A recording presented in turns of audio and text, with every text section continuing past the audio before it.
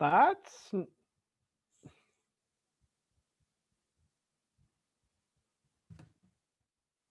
know, yeah, I see it. I would have to see like a screen test, 200% yay or nay it. I hear his voice, I picture his voice as Drax, and then I picture him saying, "Only two shall now stand, one master, one apprentice." Again, with Bane being so, central to the dark side, he's one of those you gotta nail it, or it's just gonna.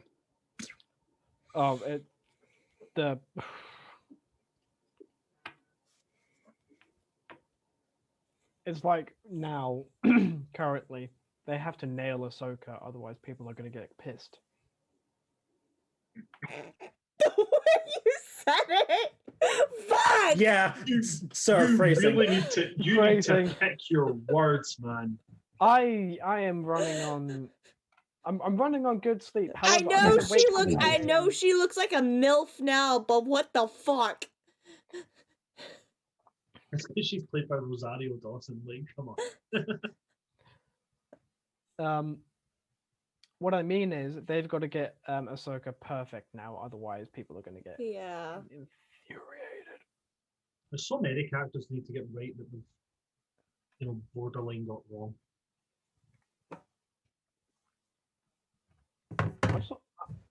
I just want a Qui-Gon Jinn origin story. They'll never do that. No, they're actually in talks for it. I don't see it happening. Because he would totally come back. There's a story to explore regarding him and Obi-Wan, or him and Count Dooku when Dooku trained him. Daisy, you asshole! It would be interesting to see. Tradition. I know it's tradition. It would be interesting to see not a Qui-Gon Jinn origin story, but perhaps a Qui-Gon appearance in a latter half of an Obi-Wan origin story.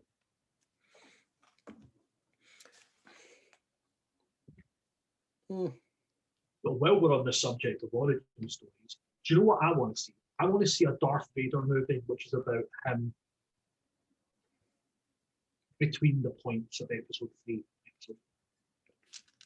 So, like, the storyline with the comics are pretty much for him? Yeah, I want to see him facing Padme's spirit on Mustafar. I want to see him literally rippling a planet's outer crust with the Force. I want a movie that shows us that even with the cybernetics, exactly how powerful with the Force Anakin Skywalker was. Because right now we have a lot of people going on about oh yeah, you really see some really powerful Force users. Really, you don't. You see them, but you don't see them using the Force. I want them to show exactly what a powerful Force user is capable of. Because Yoda himself said it, nothing is beyond the capabilities of the Force. Because if you're strong enough with the Force, like for instance, the whole I've recently changed my opinion on Rey Skywalker, like as of yesterday. I actually don't mind her as much now.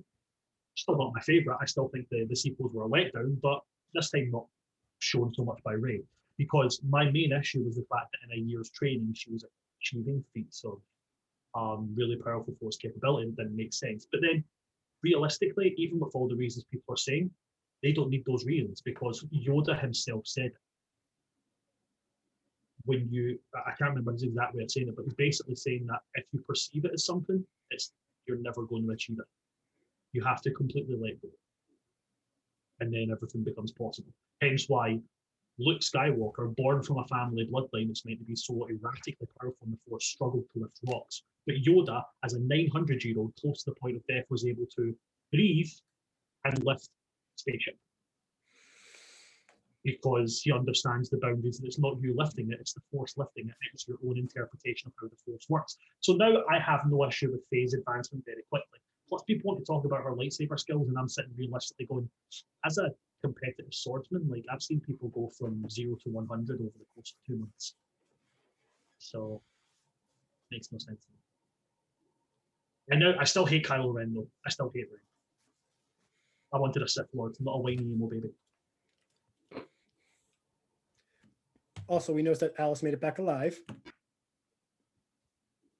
She's Testing my voice mod, is this working? Yes. Yep. Gotcha. Oh, yeah, I need to test my voice Chat, mod. is my voice mod working? Oh, I need to change the name. How y'all doing? Good. How are you? Yeah. And, I Daisy, have a you doing your child. voice mod? Huh? I asked Daisy if he was doing his voice mod. That way he could do a quick check. Yep, that worked. That worked. Is that how a droid orgasms, I wonder? Absolutely. Oil goes No. everywhere. Goodness, Oh. people are slipping for days. No. And it gets a metallic slip and slide. Oh my I'm We I'm haven't just even gonna say, started. I'm gonna say right now, I just rolled a nat 1 for Gar to like survive. So like Gar's dead. Bye. Oh, it was nice playing with y'all. Good night, everybody. Ba-da-da-da-da-da.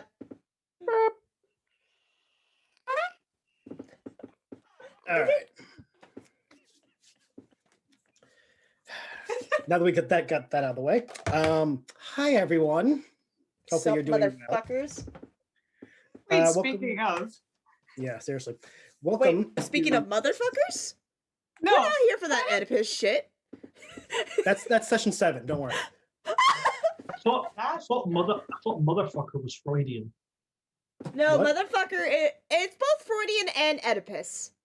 Oedipus was the original motherfucker. Freud just Ugh. loved it. Was Oedipus a motherfucker in the sense that he fucked mothers, or was He fucked his own mother. Yeah, man, that shit needs to be shot. Oh, he ripped his own eyes out when Yep. he found out he Found fucked out his his mom. eyes. It's not the eyes that I'm worried about. Okay, Chris. Okay, so Oedipus is one of my favorite fucked up Greek myths. There was a prophecy that he was going to kill his father and bed his mom. So his father had him sent far, far away. I think he originally wanted him killed, but no, he was just sent far, far away. He got raised by another kingdom. He grew up in that kingdom, became king, conquered his dad's kingdom, killed his dad, fucked his mom, didn't know who his parents were. Until he found out, ripped his own eyes And he out, was and like, then and his mom hung herself. This is when And you realize the reason. his daughter was set up for failure. She has her own story, and she fucking dies too. This is when you realize why Disney didn't do Hercules 2, because it involved him killing Meg and killing his own children. Oh, it's funny. They mention Oedipus in the movie. Ah, yeah. Oedipus. I No, thought that- I had issues. Yeah. Anyway, before we get too far derailed, yes, we are on session 6 tonight. The party saw some shit, did some shit, and tonight they're going to conclude some shit. I hope it'll be fine. This is As fun. always, this is a Star Wars game, so I understand everyone has their personal views, their preferences, their legends, their canons, whatever, their head canons. That's all fine and good, but this is a game that we have agreed upon. As the DM, I am using canon where it is applicable, and then layering, there we go, English, legends or homebrew things as needed. So keep that in mind as you watch. We are joined tonight with Paige, Brandon, Mitch, Daisy, Alice, and Hannah. They are lovely players. They put up with all my shit that I put them through week to week, and I'm surprised we made it this far. Before we get too far in, though, I'm going to let Hannah be a little wholesome because we probably need it. Oh, God, my arm is hurting. Hold on. Oh, okay.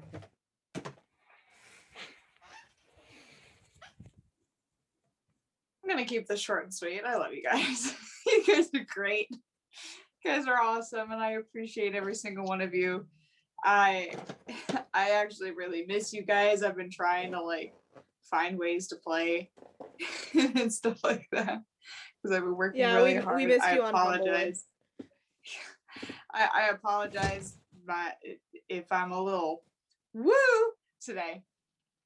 But you guys are fantastic, and I love you guys so much, and being your friends has been memorable and positive, and I'm so grateful to have friends like you guys who are so uplifting and supportive. And I hope that I can give back just as much of that love and support as you guys give to me. You guys are so smart and talented and creative, and you all deserve the world. Please drink water, take care of yourselves just as much as you love as long as you love others and you take care of your friends. Please make sure that you love and take care of yourself. You are a person on this planet too, just as much as somebody else. And you have full right to take care of yourself just as much as you care for other people. So I love you guys, and let's have some fun. Aw, that's so sweet. Who are you? As Hannah. I'm Alpha Hannah 5311, bitch. Oh, I don't think we've met before. You look kind of familiar. You look like my mom, actually. You look kind of familiar. Have I threatened you before? Really? Because you look a lot like my dad. No way. That's so funny. Really? Tonight's session is going to be Hannah and Alice duking it out. Finally, all that pent up stuff is going to just unleash. Tonight is the budget. Tonight's the budgeted version of The Parent Trap. Oh my gosh. The movie was made on such a low budget they couldn't even get twins. A movie that's been remade not 1, not 2, but 3 or 4 times. Disney, let it die. Let it die, let it die. No, it was Don't either bring it Parent back Trap anymore. It was either Parent Trap or Freaky Friday that's been remade like 3 or 4 times. Disney, let it die. I think it was Freaky Friday. Yeah, it was Freaky Friday's remade at least 3 times already. Yeah. Before we do everything else, does anyone else have anything they wish to announce? Like things that they get? Okay, there. I was waiting for it. We'll start with. I'm assuming that's your hand up, Paige. Yeah. Okay, we'll start. We'll just go down the list. Paige first. I got my COVID vaccine today. If you guys can, try to get your vaccine as soon as possible. My arm hurts like a bitch right now. I feel achy every now and then, but I got it done. I get to go back next month to get it done. So if you are able to, get your COVID vaccine. That's all I have to say. Yes. Sir Brendan. Oh, in case people don't know, I have a D&D channel, twitch.tv/VikingBoyle. We're doing some fundraising starting on Friday and starting Friday the 26th and running until March the 28th. We've got some pretty cool prizes for those that donate. We're looking to raise money for Critical Role Foundation. They work with some really, really cool charities. They seem pretty awesome. We've actually got some support from D&D Beyond, who are giving us a book bundle to give away as part of the fundraiser. We've also got local artists and creators who are going to give us donations and such. We've got spray paint art, we've got dice bags, we've got dice sets. We have 2 people from TikTok. One of them is one of my players who have very kindly agreed to do 2 separate commission works for somebody that wins. Yeah, we've got a lot of cool things. I'm also in talks right now with Hero Forge, Wormwood Gaming, Roll D20 as well, about things that they can give. So yeah, if you can, come along, twitch.tv/VikingBoyle. If you check it out, my calendar's there. It shows you the days that I play. Yeah, we're gonna do some stuff. Support the charity. Do it. Give till it hurts. Do it. I love how you announced that some of the prizes were of dice, and I'm just like, wow, the dice goblins in this group did not all perk up at the word of dice. I am under the influence of drugs right now. Oh, I wasn't just you. Half of this call. I expected every ear to perk up, be like, dice? I mean, we can't see Daisy right now, so. So I actually have a dice set here that was made by the person. They're quite cool. The green part is actually glow in the dark. Ooh. So, and this was designed because I played a half Goliath who had an influence of necromancy magic, and this dice was made based on him. So it's like stone color for gravestone, and then the greeny blue part is like the necromancy. I just like glow in the dark dice. Those are awesome. They glow in the dark. It's not needed, but it's an appreciated bonus. I mean, they're absolutely fantastic. As someone who uses black lights around her house, glow in the dark dice are a necessity because they react to the UV. Yes. The person who made them also, when my son started playing D&D, he said he wanted super cool dice, and I was speaking about her to them, and then like 2 weeks later, I ended up with a set of dice for my son as well as a set of dice for my daughter. Nice. Completely for free. My son's playing an Asomar cleric, and she got these dice. Oh, I like those colors. As a fellow ASMR cleric, awesome. And Paige isn't biased at all. My stepdaughter's playing as a fairy princess wizard. Yes, so love fairy princess wizards. She got pink dice, but they've actually got real flowers inside of them. Oh, pretty. So yeah, if you want to check them out, their name is Roguish Relics on Etsy. Fucking great. And they have D&D dice that are themed after certain spells. Roguish Relics. Yep.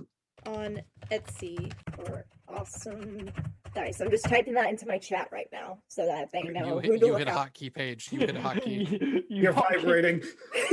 You're vibrating now.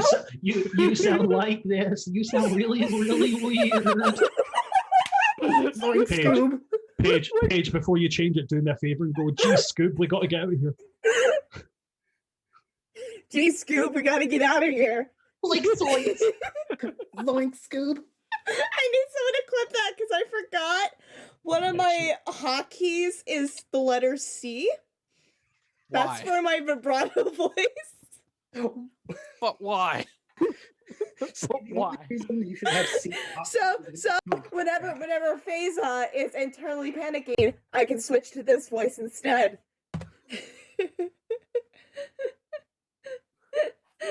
Why? Because voice mod. Is that hotkey going to be used anytime I say? So just to clarify. Huh? That hotkey will be used anytime I say, just to clarify. Yeah, I'll switch to it whenever you need me to say, just to clarify. Yeah. I completely forgot C was one of my hotkeys. My God. That was so worth the mistake, though. Oh, yeah. Mitch? Oh, my God. I'm also doing a bit of charity fundraising for the British Heart Foundation.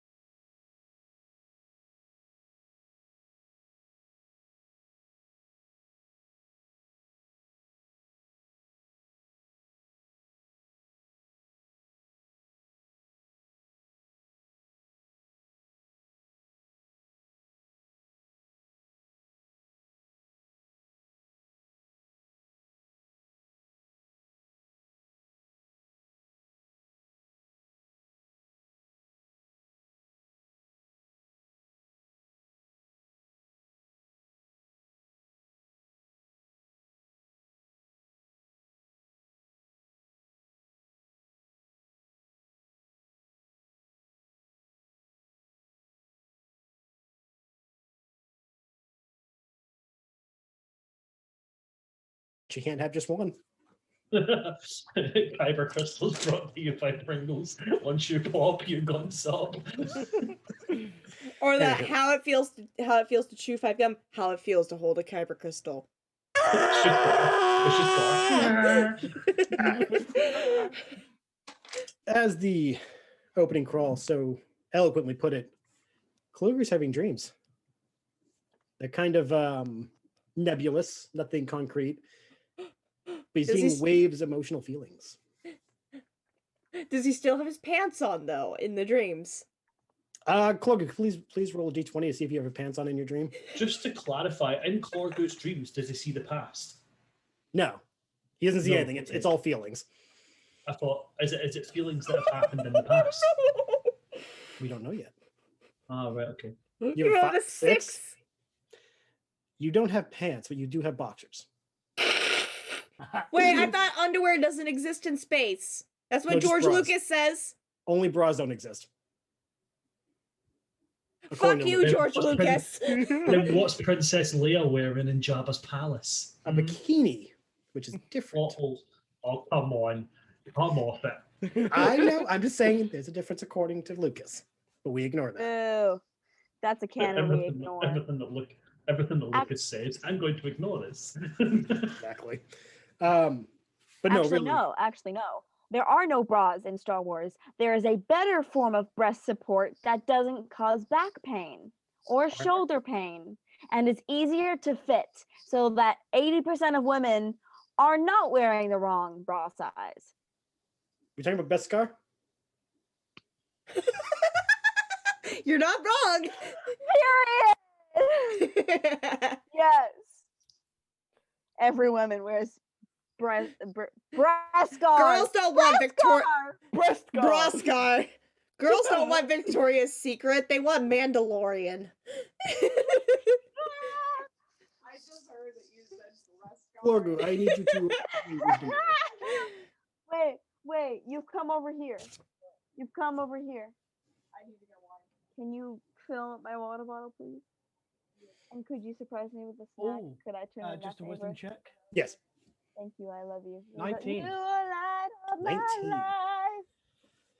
The feelings you're experiencing in your dream are the feelings of your party, and you can actually decipher whose is whose. You're first hit by a wave of anxiety from Shez. You don't know exactly what, but you are able to tell it's her anxiety. Then you're hit by a wave of discomfort from Feza, followed by a swelling of nervousness from Kira. And then, like a motherfucking train to the face, you get hit by the most gut-wrenching, soul-draining depression of Gar, and you don't know why. You can't fathom it. And it wakes you in a cold sweat.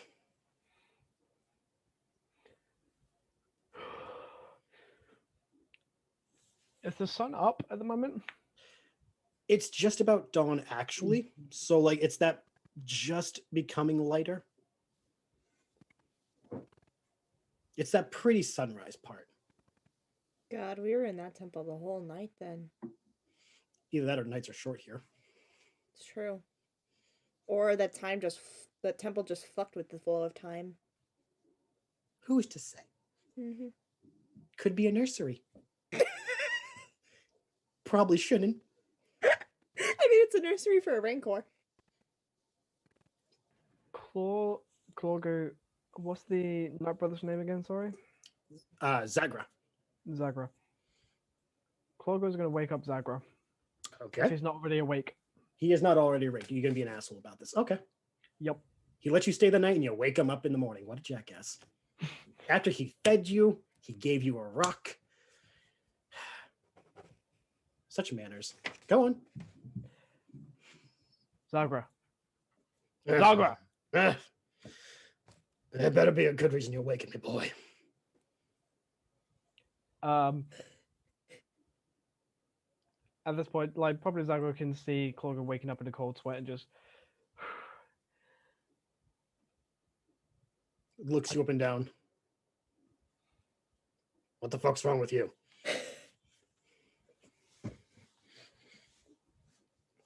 I think my part is in trouble. I think my part is in trouble, but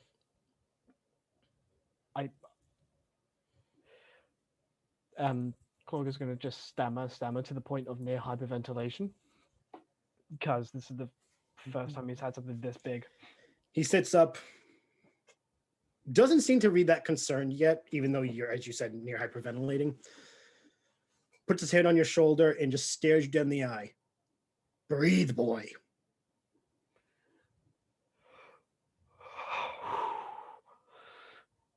Let it come. Don't rush it. You fucking did a Laura Bailey on me.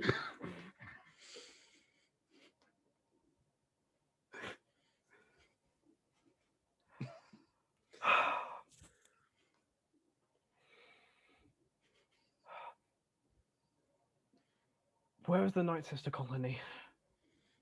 The colony. It's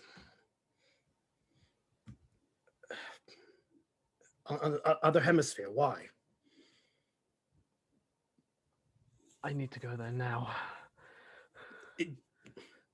If your friends are out there, it would take you on that speeder you came in too long to get there. Your best bet is to head back into town and get a ride. I guess you don't have anything faster. Sadly, I cannot throw you across the planet. Something tells me you wish you could. What would you do to a young kid who wakes you up in the middle of the night? You don't want to know. Lead us to lead us.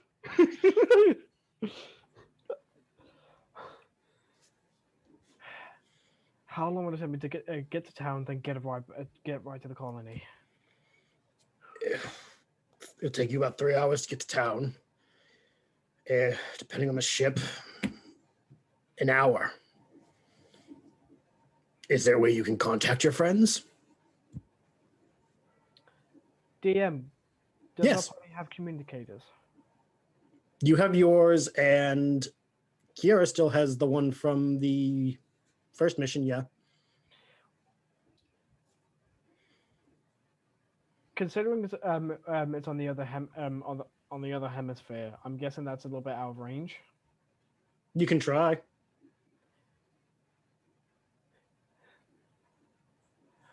Kiara, please tell me you can hear me. Let's see. Do I? First attempt, you get static. Zagra looks at you, though, and says, boy, I know you just had an experience, but you realize you're in a dead zone, right? Claudia's gonna look at Zagra with a fucking deadpan, Yeah. angry face that just screams, "Are you fucking serious?" That won't work unless you're in town. You get to town, you can use that. You should be able to contact your friends. Why do you think I live out here? No communications. I can't be bothered. Mind you, he's so tired his accent's fluctuating. Ignore it.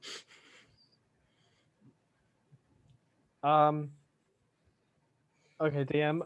Claudio Yes. is getting angry while having a recent connection to the Force. Yes.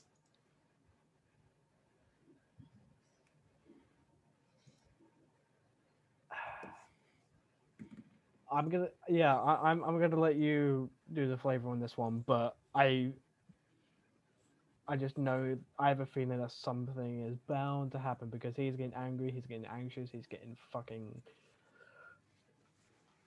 fearful. Okay. Zagra's obviously watching you. He's hearing you too. He pushes you aside so he can get off the bed. Walks past you into the main room where you were sleeping and all that. Starts going through his stuff.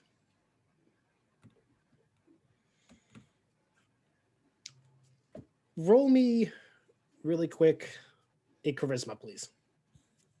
Just a charisma check. Just a charisma check. I have no modifier. Don't worry, it's fine.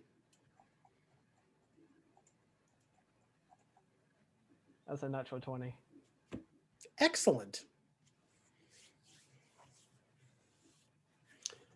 He comes back in. He is wearing something you didn't see him in yesterday. He's returned in his Night Brother armor, carrying with him a best way to describe would be a vibro axe. He looks you up and down. What are you waiting for? Are we going or what?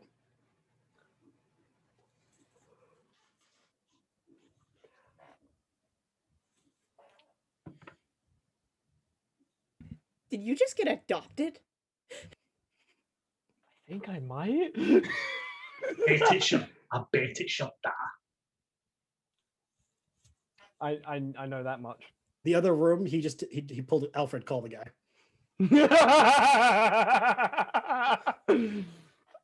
He's an adult. So what? Call the guy. Clorgo is a little relaxed, but still anxious, angry, worrisome, and fearful. And he just looks at him with a nod, and he's going to get Clorgo's going to get his stuff, his weapons, his mesh armor. Well, luckily my speed is big enough for two. I don't ride bitch seat. As you guys go outside, you find out he has a speeder behind his hut. It's just a speeder bike like yours. Well, I'd leave it up to you. Town or straight for the colony? Best go to town. If what you felt is real, what you felt will come to you. You still got that rock I gave you? Yep. Good. Let's go. He jumps on his bike and waits for you to lead. We'll get on the speeder bike and just like he'll do the foot thing. Me. Right. Well, that being said, you guys will be shooting straight for town, and Yep. that'll give us perfect time to connect this to the others. Last we played, you guys had just escaped into the mountain part, back into where the colony is itself, and you witnessed the possessed Navra summoning a torrent attack. And I love saying that. His name is Quentin, by the way, because it makes me think Quentin Tarantino. None of your fucking beeswax, Quentin. I'm going on a big mission with the boys. Yes, this torrent attack has a foot fetish too. Anyway, hey, it's Quentin. It has. Why did you do that? Oh. Because it'll inspire you to do something about it.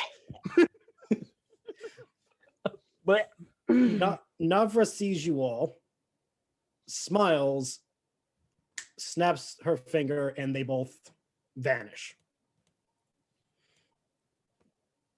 Though in her disappearance, you notice the flames that embrace them and vanish the two of them are heading straight back to the city. Like you can see the flames going that direction.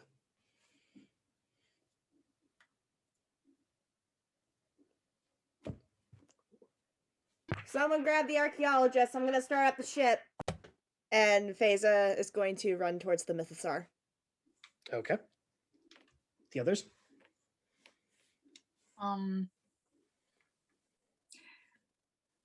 Carol will help to go find the thingy. Hang on. I'm a bit confused. Yes. So did I miss something? I feel like we jumped like 5 steps because last we left off was Gar's emotional breakdown. Yeah, That was it. The session ended last time with you guys after the emotional turmoil. the final shot was you guys getting out of that room you guys were in into the main mountain part of the colony outside the temple. And because of how the mountain is cut into, you can see outside. You guys had a straight shot to seeing her summoning the Tyrantotech and then flaming her way out. Now I remember. Gotcha. Yeah. Okay, Now I remember. Okay. Now so that okay. Thank I'm you. still bolting it to the ship. Nope. That okay. Kiara said you're going to go helping Phasa, or you're going to be finding the archaeologist and those guys. No, she'll go help find the archaeologist. Okay. Gar, what would you like to do? Well, this is what I wanted to speak to you about. Because with Gar seeing what he saw, Yes. that was done through his Foresight. latent force capabilities, right? Yes. So when he's seen that, he would have been exceptionally, obviously upset, but Yes. also very angry. Yes. Would you need me to roll anything for alignment? Not at the moment. You haven't done Not at the anything moment. about Cool. it. No worries. You're feeling angry, but you haven't done anything with the angry. Major. I'm about to do something with the anger. I can see this bitch. Well, she just yeeted herself off. She's towards the yeeted center. out. I Yeah. can see this Tyrantotech, right? No, it went with her. She summoned it, and then they both did the. All right, flaming- okay. Well, Yep. in that case, I will just be. I don't know. If it's all right with yourself, I'd like to roll a con save to see if I can get myself up. Okay, go for it. Okay. I think I might actually. Save. 16 plus 3, 19. All right, success. So at that, I'll kind of like get myself up, kind of stone face, like I've done my thing. Now I'm like Yep. back to just being Gar, and just take the Rancor by the hand and start moving towards the ship. Okay. Buzz, are you going to go toward the ship, or are you going to help Kiara with getting the archaeologist and that gang? Gonna go with Kira, I guess, because never want to leave a party member alone. Okay, that's fair. Shez, I'm just going around the block. You going with Kira to get the archaeologist, or are you running straight for the ship? I'm going to the ship. Okie dokie. I'm going to the ship. Gotcha. What, So what about the Rancor? Can we fit the Rancor on the ship? we'll get to that. Kiara and Boz are rushing off to the archaeologist's last known location. Once you guys arrive, you see Coppertop flipping his shit, running in circles around the archaeologist. Holy crap, holy crap, holy crap. There was this woman, and she did the glowy hand thingies, and then this giant thing came out of nowhere, and oh my god, it was big. I didn't have a gun, and I couldn't shoot it. And granted, I don't think it would have died anyway. It was bigger than a Jedi. Anyway, oh, you guys, hi, you're alive. Yes, we're alive. First of all, slow down. Second of all, we have to go. Yeah. What, to the ship? Coppertop will like rush over to the archaeologist and start like screaming that they need to go, and then pushing him with both his hands while the two Twi'leks follow, very confused and slightly concerned at Coppertop's behavior, as he literally shoves the archaeologist forward towards the ship. Good job. Let's go. Must save team. Once you're near the ship, Coppertop is going to look at Boz. Probably not the best time. This isn't karma, is it? Karma? Question mark? I mean, we came to a place that the cultural people. We're not going to die, are we? I will not. You. That's debatable. Coppertop just stares. Like, droids can't make a facial expression, but Boz, you can tell he's giving you a look of, I don't like the way you're phrasing that.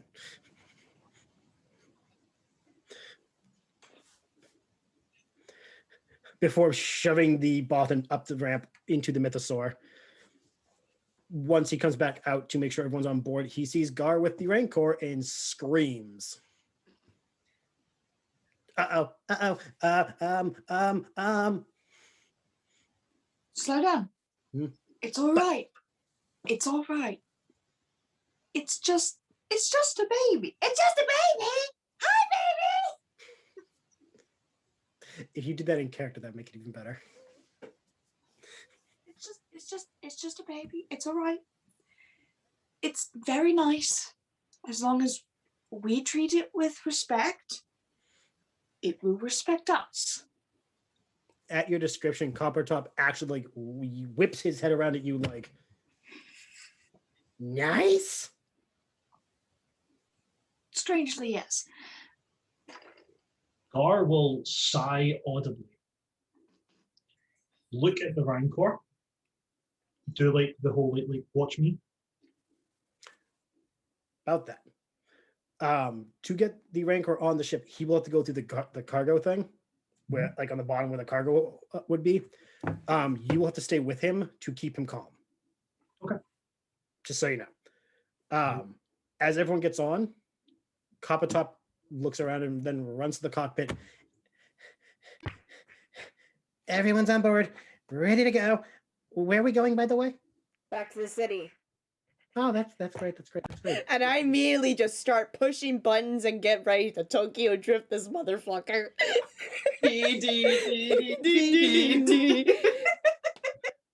Coppertop is not prepared, and as you do all that, he goes, the city. You mean where the thing was going? Exactly where the thing is going. We need to stop it. You just hear like a very mumbly, I really should have stayed on Geonosis. Alright, strap yourself into a seat unless you want to get knocked around like a lawn ornament. He slowly comes back into the cockpit, sits next to you, and straps in. Yeah, okay. I click the intercom of the Mythostar. This is your captain speaking. Hold on tight, because we are going to head straight back to the city, not stopping. I am not responsible if you get hurt on the ship. And I just gun the engines. For those who are in the ship, roll me a dex. The dex? Just kind of like what would Right. this be in terms of like, did everyone get insecure? This would be a dex. I'm not apologizing. You are in a rush, and everything's been going kind of crazy. That is unnatural 20. Kira's fine. 6, 16, 12 plus 4. Gar's fine. There's a bit of rocking as you would predict. The Rancor, due to its size, is able to like provide you I don't want to say a buffer, but if you did start to rock, like you'd lean into it and be like, oh, sorry. He's big enough to be like, provide you a bubble to stay in. Yes, that's my boy. Shaz, how'd you do? That's a 6. When the ship took off, you were in a chair. You're now about like 2 feet away from it. But you're not hurt, if that helps. You beat the That's DC to make sure you didn't take any damage of being yeeted across the room. You just slid out of the chair. No, I'm just worried. I'll take that. I'll take that. What about Boz? I'm getting there. Boz, how'd you do? I don't want to talk about it. Oh, How'd you do? So, I have a +4, Oh, yes. so that's a 5. Okay. Oh no! Oh, wow. Did I kill Okay. the fucking bot? Okay. Beza, while you're flying, all you hear is like, hold on. I actually want like, you know what? Fuck it. Are you gonna find a sound file? Are you gonna find a sound clip? No, you hear like a rattling in the hallway as Ball just bounces across the while trying to reach the cockpit. And as the ship stables out, he tumbles in and goes, just staring at you. And what would Boz say as he falls in? I have been falling for 20 minutes. Next time, Falling. magnetize your feet. Oh, damn it.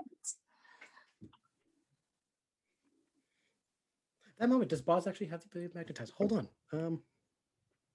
Okay, that might be good. Sadly, That's an Boz amazing forgot how to question. magnetize. Do I? No, I just rolled. You forgot how to magnetize. That's a later. We'll have that discussion later. Oh, okay. Anyway, yes. The ship is now yeeting at full speed back to the city. Mm-hmm. And because of your intended purpose, you actually fly straight past the Night Sister and Tarentatech. Again, I love that word. In their flame form heading towards the city as well. So you will get there before it does. And this ship doesn't have any guns on it, does it? That I know of. That you know of? No, because you know that Hondo is very careful about smuggling. Guns draw attention. Yeah. But you also know it's Hondo, but that means you don't want to try anything without him in the room. Yeah. Last thing you need to do is hit the ejection button and the entire party's dropped in the desert. Yeah. I'm just gonna fly back to the hangar bay that we were originally at. All right. The flight back takes about an hour and a half. Once you land and everything, Coppertop rushes out of the ship, doesn't even wait. He is gone. Screaming something about not worth it, not worth it, not worth it, going back, going back, going back. As he goes, his cape does billow in the wind. The Bothan and the two Twi'leks, mildly upset about what happened, try to approach you to ask what's going on, but before they can even say anything, Hondo rushes up the ramp going, Vader, you'll come back with my ship already? We got bad news. What have you done to my ship? It's not your ship. It's what's about to come due to the city. Go on. Okay, so you know how we went to go investigate that colony? Yes. There's an angry Night Sister and some giant-ass monster coming with her to the city to fuck shit up. Do you have guns on you? On me? No, I'm a respectable businessman. Why That would I is have guns on me? stupid decision to make. You know that. Vader, you wound me. But if this thing is coming, as you say, you have time to prepare, yes? Hopefully, we're able to pass it on over here. Well, then, I suggest... what would he say? Hondo, thinks for a minute. You don't know who he is referring to when he says, what would he do? I want to insight check that. Who is he talking about? Roll for insight. Fuck. Do I look if I would have any notion of who he is referencing to? Because he references a lot of people. That's what I'm saying. Roll for insight. Natural 2. My insight is While you normally would know, you're a bit preoccupied. Yeah, because angry flames of death are heading our way. Yeah, so reasonably you'd be like, whatever he's mumbling, I don't care. Yeah. Okay, an idea I have for you. Mm-hmm. You take the ship outside the city to an open area. Meet them before they hit the city. Control the terms of engagement. That can work. It will give me the chance to get everyone out of the city to protect them, because I would not want anyone to get hurt. You have another ship with you to get people out of the city? Of course, it's me. Besides, do you not trust me? I just give him the head tilt, no comment. He just throws his hands up. Just like your mother. I give her a great plan, and she gives me that look. One thing difference was she didn't have the helmet. I knew what look you're giving me under that helmet. Just like your mother. She'd be so Yes. proud. Yeah, if she was here. Okay. If she was Phase- here, she would kill me. FaZe will turn to the group.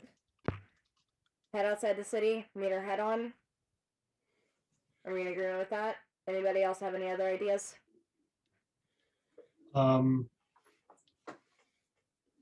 No.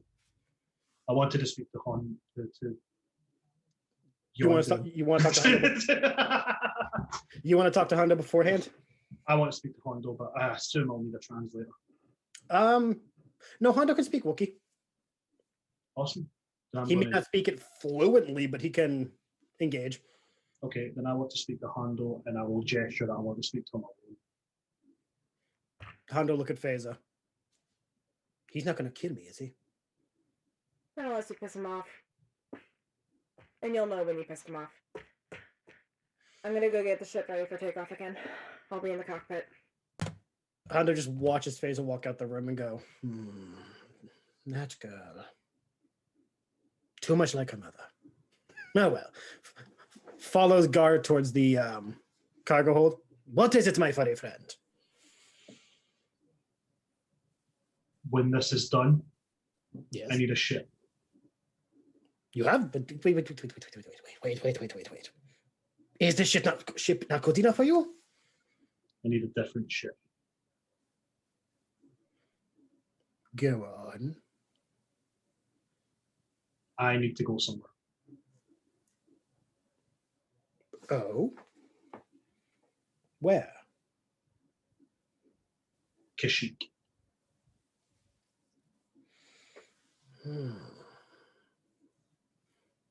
Kashyyyk.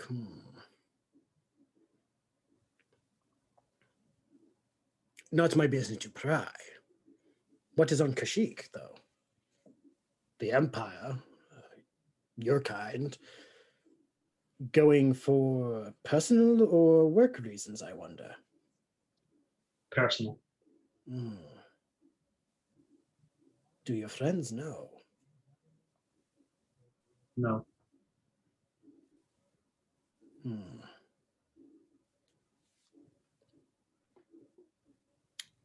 I know not what you're doing, my friend. And at this point, he looks up because you're in the cargo hold. He notices the Rancor. That wasn't here when I gave it to Phasa. No. He was he was a prisoner where when we checked out where the Night Sisters were. I don't know what to do with them, but I couldn't leave them back there. No creature deserves to be caged. Hondo looks down very solemnly, visibly moved by what you say. My friend, you remind me of a young boy I knew. He was the same way. Couldn't let any creature be in a cage. He had a way with the animals. I tell you, he made these flying whale things appear. You had to see it to believe it. That's for another time, though. I hear your words. I am not a fan of slavery myself. I do a lot of things as a pirate. But slavery, no. Freedom should be had by all. This is profit to be made. I rolled there to see how Gar would feel towards him. Gar kind of now trusts Hondo a little bit. Okay. So he's going to take out the Kaiba Crystal and show him. Hondo steps back and looks at it. Do you know what this is? I know when I touched it, I saw something. And this isn't the first time. Sometimes I touch things and I see things or I feel things. And when I touched this, I heard people die. and for some reason I knew they died because of me. Hondo strokes his chin and just looks at you. My boy, you are holding a Kaiba Crystal. Do you know what that is?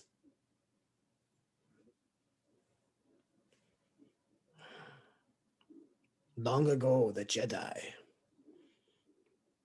This was what they used to make their swords glow and be powerful.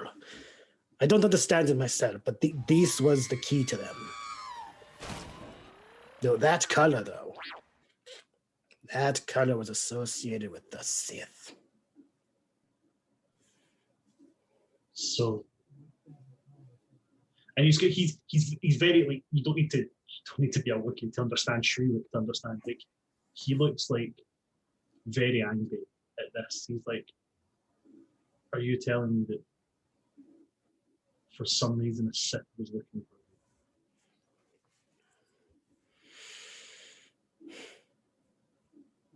I don't understand much about your kind, as you know.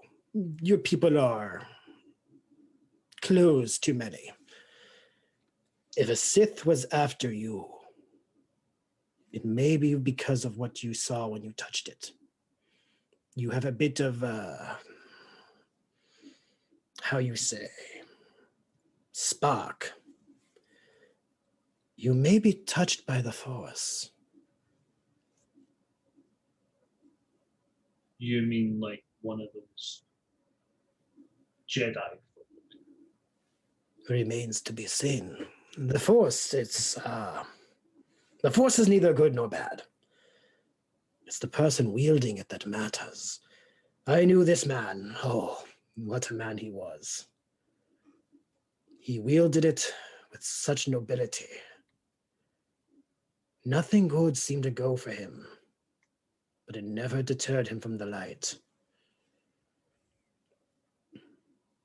He lost everything, but still he clung to the light. Unlike another who, well, let's put it this way, he was a bit of a rich asshole. The Count or something, you wouldn't know who he is. He wasn't that good. My friend, though, taught me the Force exists in all of us, you see. I don't put this token, because if the Force was in everyone, I would totally use it to get away with so many things. See, the Jedi can do this thing where they wave their hands, and oh my God, people forget what you tell them. He looks at you and goes, I realize that's not what you want to hear. Anyway, Hondo suggests,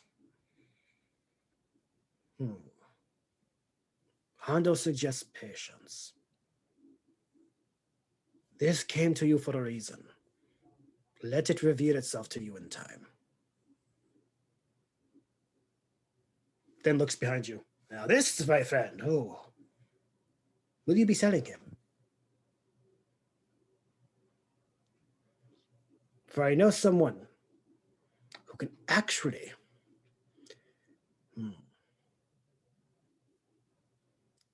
I know someone who can give this place a good home. I want to sell him. Oh, really? He breathes, he thinks, he feels. Nothing that does that should be sold. Hondo goes to put his arm near your shoulder, but stops.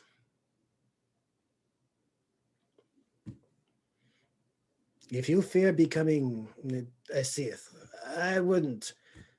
That level of heart beats like a true Jedi. That he heads towards the door of the cargo hold. Find me after you're saving the place. We shall discuss your ship. After that, I'm just going to be going to the Rancor, pointing at Hondo, and then like taking his hand and patting it. Like this man's good. Follow him. All right. Cutting to Cloger really quick. Due to obviously, speed of plot. You and Zagra are just outside the city after your adventure. And as you were getting close, the feelings you have finally washed off of you. You're able to collect yourself again. But you're able to feel your friends are nearby. Do you wish to try the communicator again, or are you just going to keep going toward the city? Muted. I'll try the communicator again. Mm-hmm. Just to give it an old standby. Kiara, can you hear me? It gets through this time. Hey.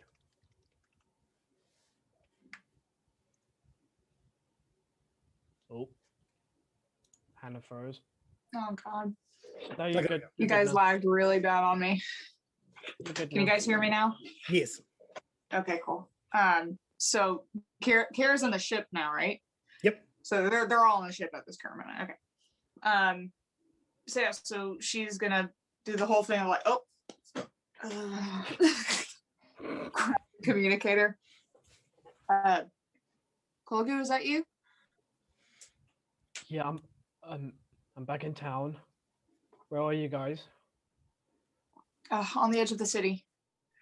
We're about to all- face head on with something pretty nasty. Are you all okay though? Like, no one's hurt? We're fine, thankfully.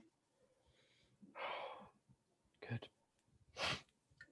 And you hear the audible sniffle. Well, we did adopt a rancor.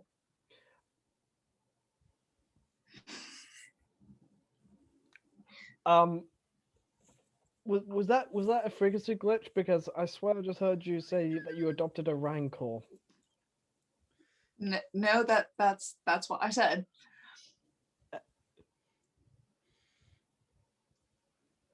I'd leave you guys alone for a couple of days.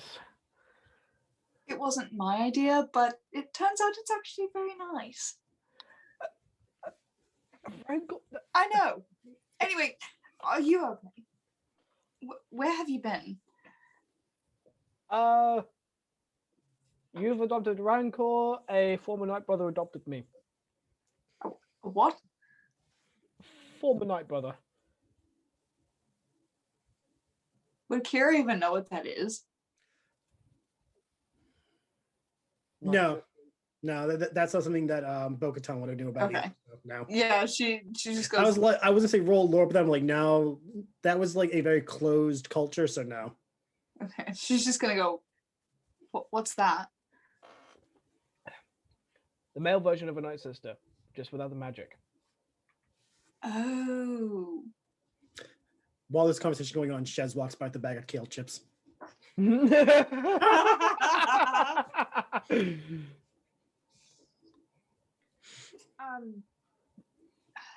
said you're back in town, right? Yeah. DM, which outskirt of the city would I be? You would have been coming up from the south. They are on the western side. I'm in the southern gate of the city. Where are you? We're in the western side. Okay, I'll meet you there. Stay where you are. What are we facing? Well, it's kind of hard to explain. It's a night sister, but at the same time, there's some kind of spooky magic bullshit that's happening, and yeah. Oh, fine. I don't quite understand it yet. Oh my. Carabast. All right, I'm coming to you. And Okay, just get here safely, please. No promises. Perfect.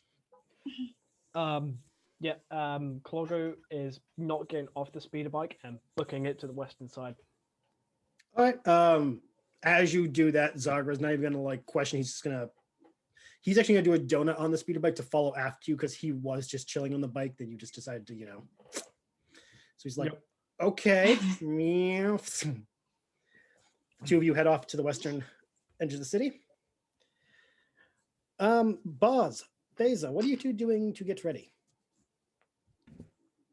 I am getting the ship ready for launch once more. So I'm in the cockpit. Mhm. Sorry, I had to deal with an ignorant asshole on TikTok No, telling me I was an idiot for getting the vaccine. Totally fine. That figured we'd pull you out of that before you got too deep into that. Yeah. That being said, get the fucking vaccine. Don't be an idiot. You do your research on the vaccine as well. That too. But yes, you guys are gonna move the ship to the western area as Honda suggested then? Yeah. Okay. Boz, do you need to do anything to get ready? Not really, just hanging out, standing Okay. gear check, getting ready to kick butt. Okie dokie. As described, the ship leaves the hangar and heads off towards the western edge of the city. And as it does, from the cockpit, Phaser, you actually can see a speeder bike tearing through the city streets. What the hell? If you wish to roll to investigate who it is, you can. But if not, you don't have to. You can just carry on towards the thing. It's either really good or really bad.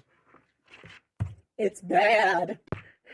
How bad is bad? Let's just say 6. Let's just say there's too much sand building up to make out the person anyway. Like the way it's being torn up, it's just pushing sand up and blocking any kind of like sight. Oh, he's definitely getting a speeding ticket.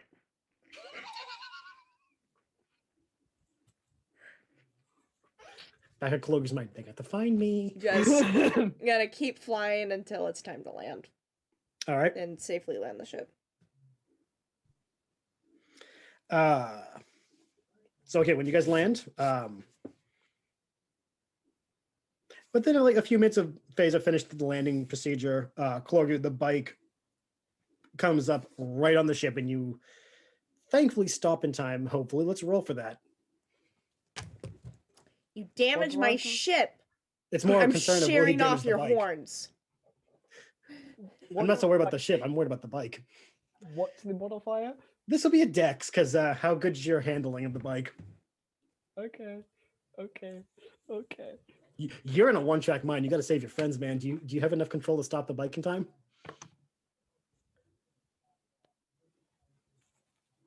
Eight.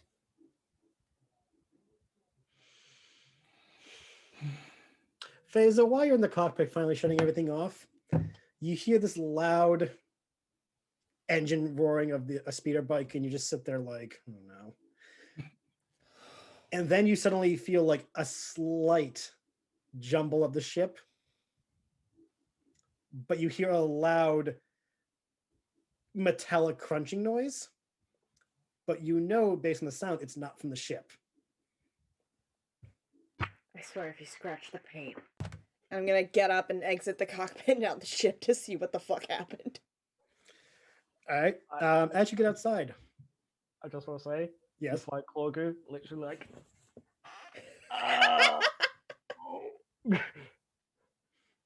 he's not wrong.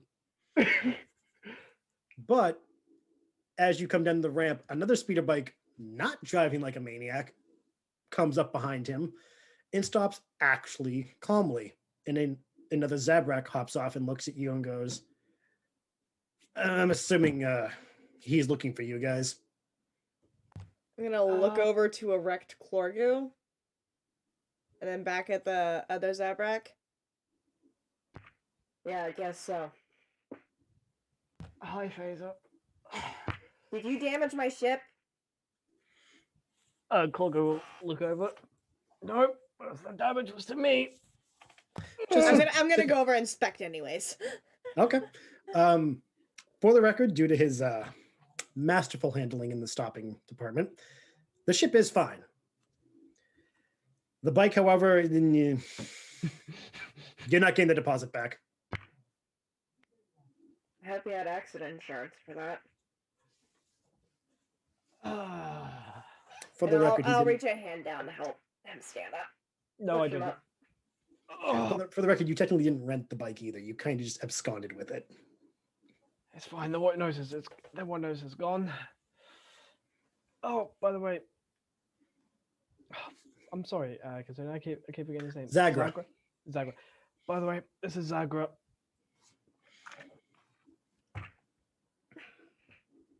He nods to you begrudgingly.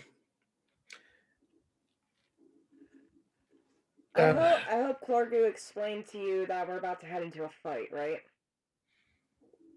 I hope he explained to you. He woke me up in the middle of the night and decided to freak out about all of you guys. Really had to, Zagra. You really had to tell them. Family requires honesty, kid. Be transparent. I like Family. this guy. When did their son become family? You Phaser don't will dream- remember that. You don't wake up in the middle of the night sweating over people you don't care about, kid.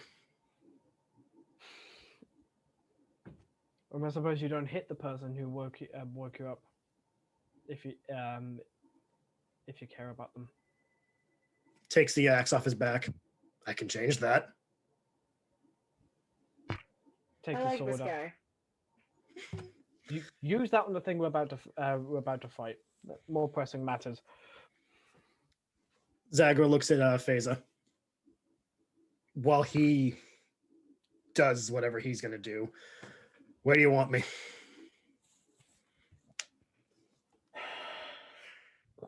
What does the layout look like? You guys have arrived in a open, I guess you could say open plain, if you want to call it a plain. There's some hills, some rock outcropping. It's pretty open space. You more of a melee fighter? Unless you got something else I should use. Oh, I don't. No, I unfortunately don't have anything else he could use. then I'll be Phaser. fine with what I got. Oh, Phaser, by the way, I have a present for you. I hope it's not that wrecked speeder bike. I'm not that inconsiderate. I mean, And he brings out the sharpshooter sniper rifle. Is that thing still in one piece? Surprisingly. yes, it is still in one piece. The bike broke his fall. Out my back.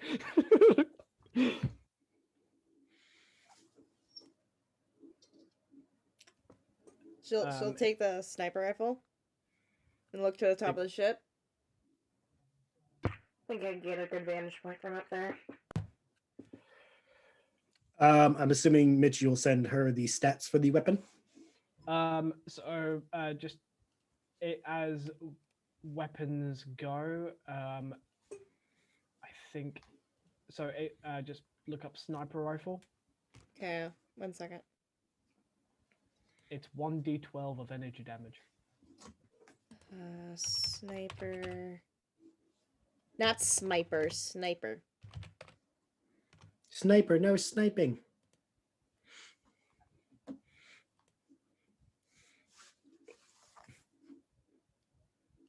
What's that I'm looking at?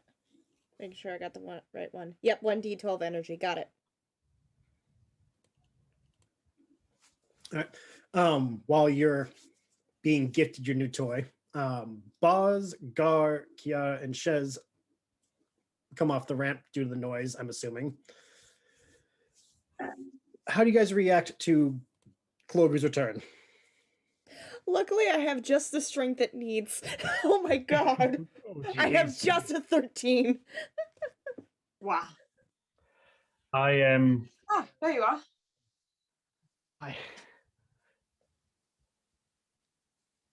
Are you alright? Rough landing. Ah, By the way, everyone, this is Zagra. He's, Zagra nods to all of you.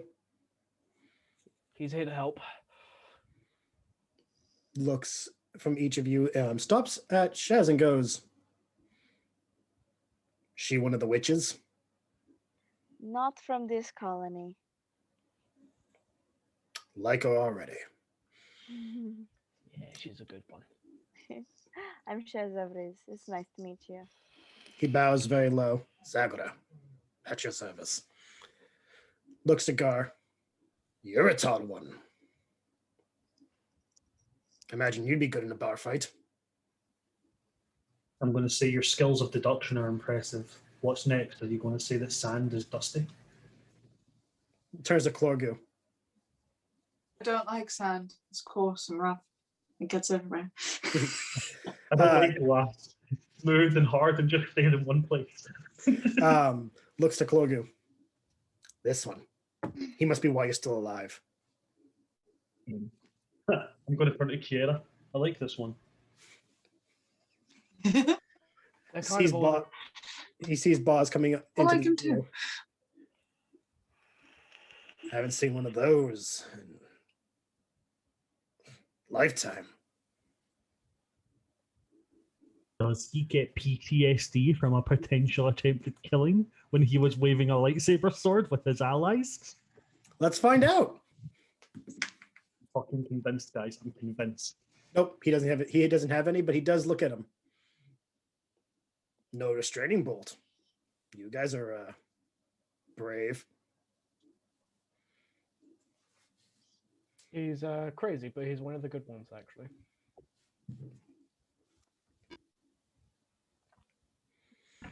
Not He as looks crazy at- as that other droid that we met. You mean the one with the cape? Yeah, him. I asked Copper Top. Ugh. I'm sorry. There was a droid with a cape. Yep, you missed a lot when you decided to run out of town early. Hey, I brought help. And a birthday gift. And a present. Looks to the rest of you. So, what exactly are we fighting? Besides, Well, there's this Night Sister, and she's she's coming towards the city, so we're going to try and stop her. Not only is she, but she is possessed. So we have to get rid of the possession. Probably in a way, without getting rid of her entirely. But possession, you say? Means you can get mighty close to her. Chess, what exactly is possessing her again? I'm not sure how many people would understand it. I don't even understand it fully myself. Wait. This dark energy force, a person who is a dark force.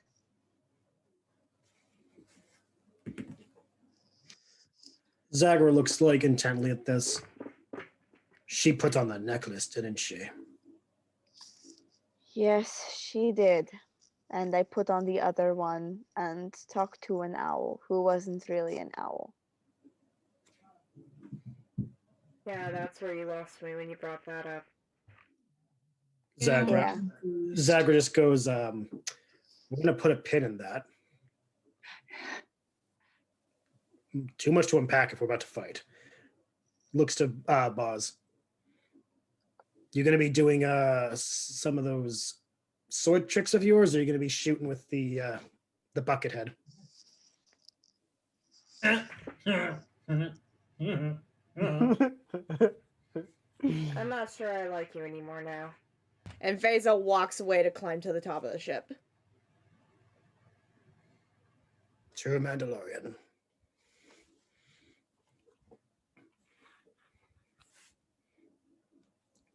Be a Buzz. I have misplaced my sword. That's unfortunate. Oh yeah, somebody else in the party has it. Wait, is it me? Hold up. Hold up. Checking my notes. That minute, I misplaced my sword. Falls on the ground. Oh, my sword. Hold up, I'm checking because. Yeah, I have Boz's knife. I still have his knife.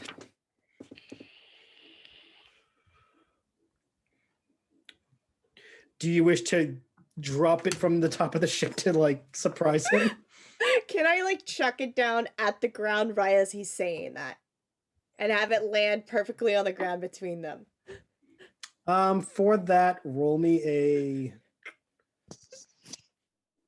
Because you're going for a specific area,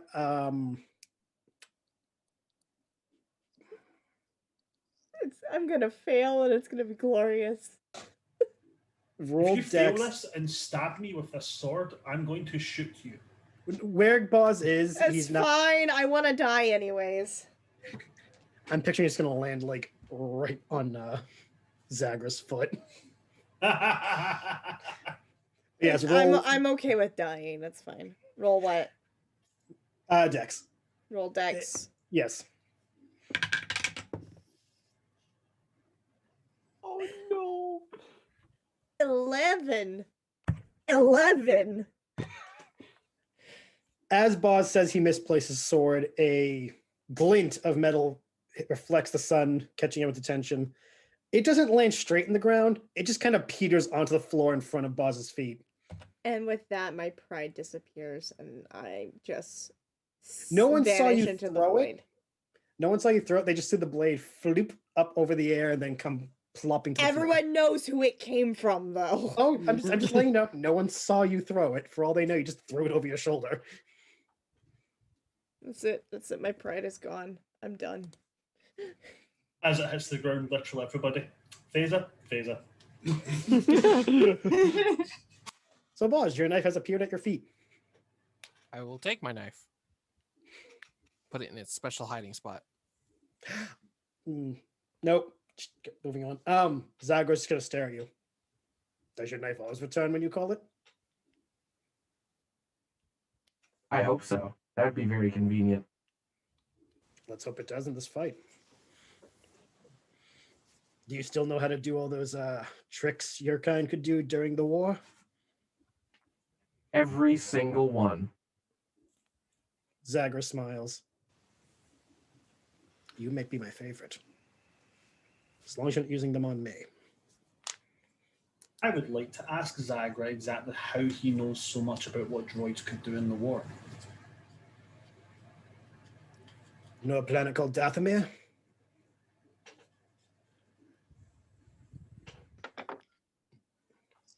I'd look to Shez and be like, you've mentioned that.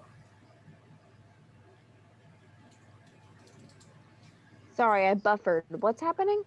Zagra asked Gar if he knew about Dathomir. At which point I pointed to Shez and said, like, that she's mentioned it. Looks over at Shez. You are from Dathomir too? There's more than one? One. Oh my goodness. Yes, of course. I grew up on Dathomir. Well, for a small time and until. So many more did get out. Yes, as I'm learning, a small group of my sisters and brothers, we escaped. We traveled quite a lot until we found a place that we could call home. I had no idea that there were so many others out there, even a colony, but I don't think there's much of a colony anymore. Zagra's eyes actually well up at the idea that you were from Dathomir as well. We'll deal with that later. To answer your question, friend, Back when Dathomir was home, droids during the war came. We made work of them in some instances, others not so much. But war stories will have to wait. I'm sure you have quite a few yourself.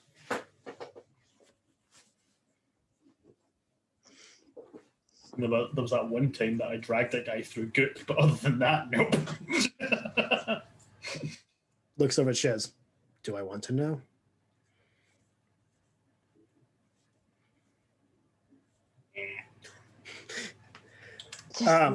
Just no.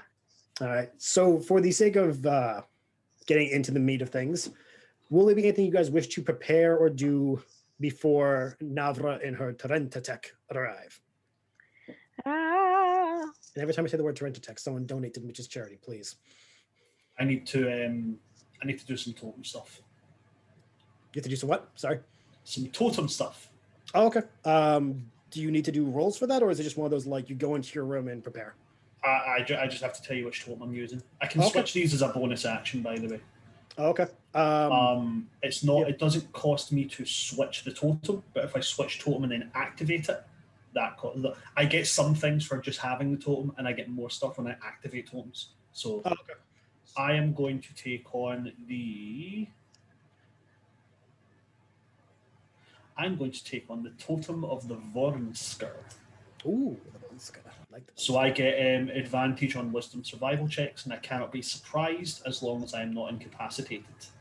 If I invoke the totem as a bonus action, I enter a state of hyper-awareness until I'm incapacitated. Until this state ends, when I or another creature I can see within 60 feet of me makes an attack roll, a saving throw, or an ability check, I can use my reaction to cause the roll to have advantage or disadvantage. Okay. With this, I also get Totemic Might. I haven't used this before. Well, I'm assuming while you're going to read that, does anyone else have anything they wish to do? Also, Hannah, you look lovely in the helmet. Now all you need is a voice mod. And this is where Phaser speaks for Hannah. This is the way. Okay, so with Totemic Might, I have to activate this. Yep. So whenever I activate one of my totems, I gain what I get from the specific totem. Then I get these things. My carrying capacity and the weight that I can push, drag, or lift doubles. If it's already doubled, it instead triples. Mine's has already tripled and then had another one on top of it, meaning it's basically quadrupled.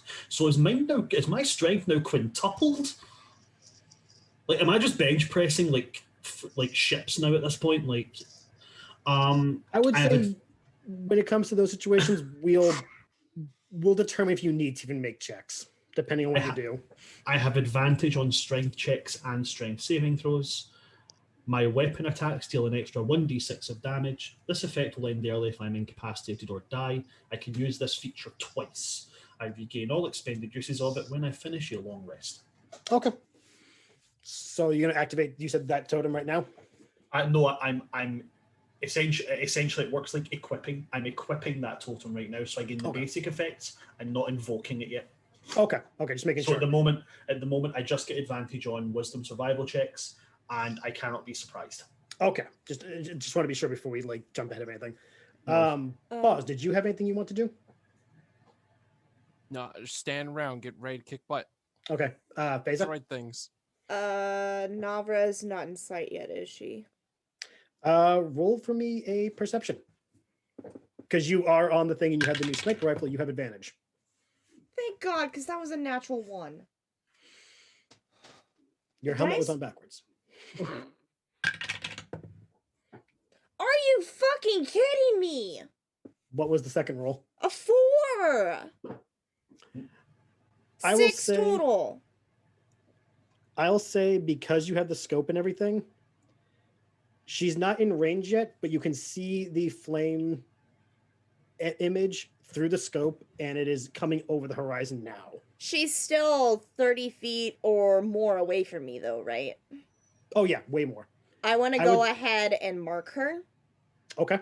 Because I have an ability, since my fighting style is sharpshooter, Yes. If a person is 30 feet or more away from me, technically it's a bonus action. I mark them. Okay. And if they move more than 5 feet before the start of my next turn, I get to shoot them. Duly noted. So essentially, you're tracking them right now. Yeah, I'm tracking her. Okay. And since we're about to do this, I will say this is actually the perfect time for us to take a quick break, because what's going to happen is going to be combat. I would hate to stop combat for break time. Yeah. Nice. So if you guys have to do bathrooms, drinks, snacks, heat yourself into another sun, by all means, do it now. I'll be back in 5. All right. Cool. And for that, to the bathroom, my right.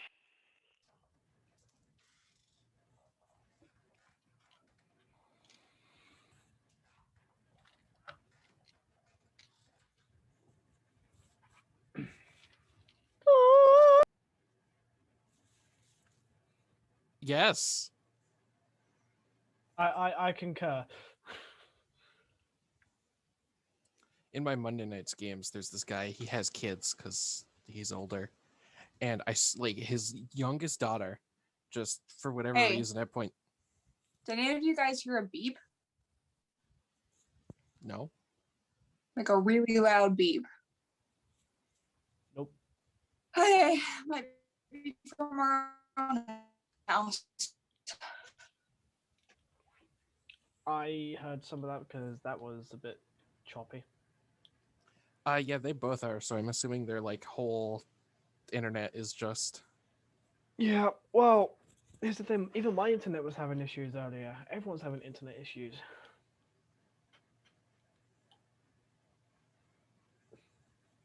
But yeah, your player who's got kids. Oh yeah, his youngest daughter, for whatever reason, he's done everything he can to adjust his microphone settings so that we shouldn't be able to hear people in the background. Like, the sensitivity is negative at this point. We still hear his youngest daughter sometimes scream in the background, and all of us just go, yes, we agree. It's amazing how kids can, break every microphone decibel point. It's impressive, I must admit. It's impressive. Put However, that girl in the opera. Right. Oh.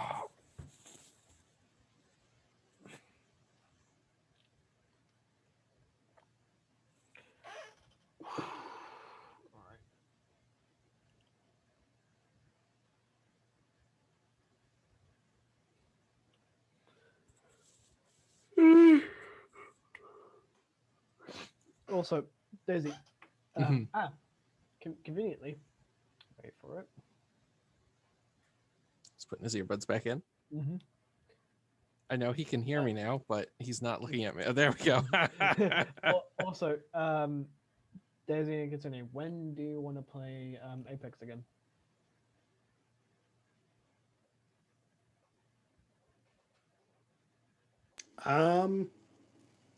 Whenever me and Daisy are free.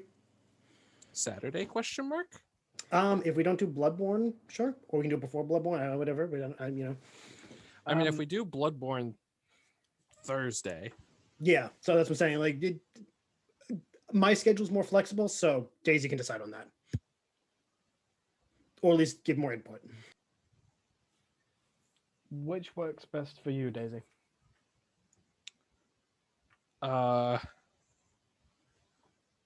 I can do Saturday if that works for you. Well, I know you run your game Thursday, and that's the only other day I'm available, so. And also, we do Bloodborne Thursday, so. Yeah, I think it's easier to just we Bloodborne Thursday, Apex Saturday, it all works out. Okay, then yeah. Yep. Saturday, sweet. When everyone gets back, remind me, whichever one of you two remembers, remind me to ask the question. I'll know what you question. I'll know what you mean. Just make sure I don't forget to ask before we get back into actual rolling initiative. Second thing that you'll be doing is that. Oh God. This is actually something that our friend Sarah put in a group chat the other day, and I actually want to run it by everyone if they want to do it for this game.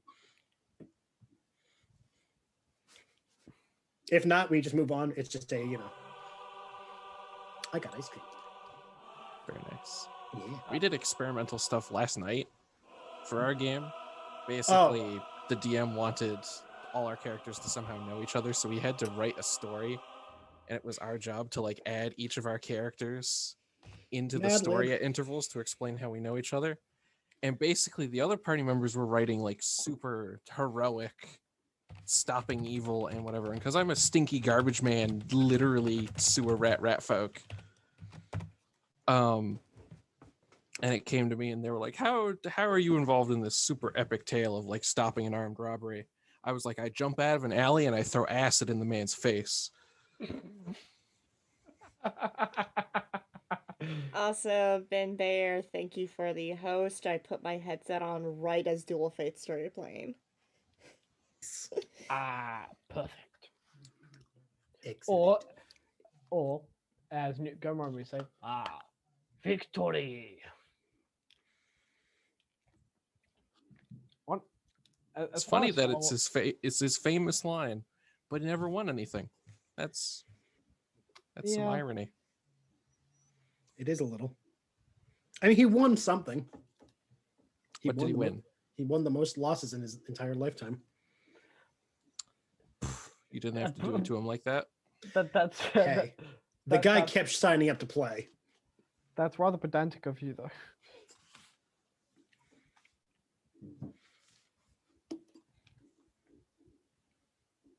Are you eating a fudgesicle, Shez? Oh, what you eating? An Oreo ice cream bar. Ooh, so two of us have ice cream. Look at us. We're ahead of them. I want ice cream. Well, go get some ice cream. We're on break. I can't get ice cream. I don't have any ice cream in my freezer, and the stores are closed. That sounds like a problem. That sounds like past you's fault. Yeah, a lot of my problems are past me fault. Past Mitch needs a strong talking to. Past Mitch needs a fucking punch to the face. Now that's being a little too extreme. If you punch the face, the head gets all fuzzy. It's not going to feel the next hit. Oh no, trust me, you need to punch it to the face. So is everybody ready for combat? Brandon is not in, and I actually. I meant like you meant like mood. Oh, mood. Yeah, Clawgoo is definitely in a mood. I might be. Never ready for combat. Ever. Never ready for it. Preparedness, always at ground zero. Mood.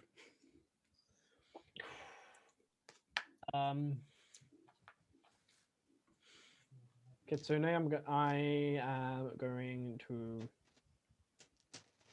to send you a voice message. I am trying not to just melt all my dice. Not melting in general is generally good. As a healthcare professional, I recommend not melting. My dice keep doing this. I don't know if I can take this anymore. Have you been switching dice between sessions? Or I just sticking with certain ones? have. I've been switching dice this entire night. I have rolled 3 different D20s now. I honestly can't see what dice you're using. Have you used the ones you use for Sierra? No, I put all those away because I don't want to curse them tonight. Okay, no. However, I put them in this bag, so they're most likely cursed now. What about? What was that dice? What was the ones you use to DM when you do Fandelver? I use the same ones with Sierra. Oh, okay. Not too cursed. Oh, okay, wasn't sure.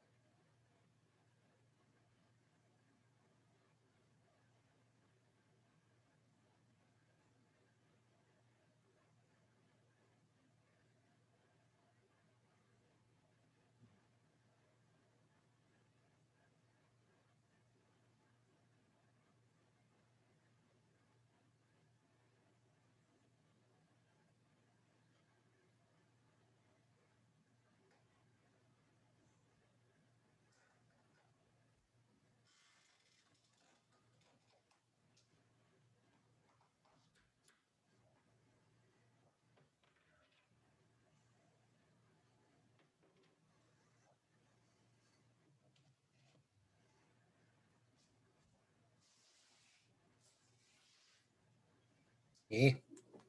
Hmm. I'm fighting with my headphones and losing. What time era is the setting? This Star Wars game is set 1 year after Return of the Jedi. I made a new drink. Ooh, what'd you make? I call it the Outer Rim Misfit. Do go on and tell what's inside of it. Vanilla vodka, Ooh. passion fruit liqueur, creme de cassis,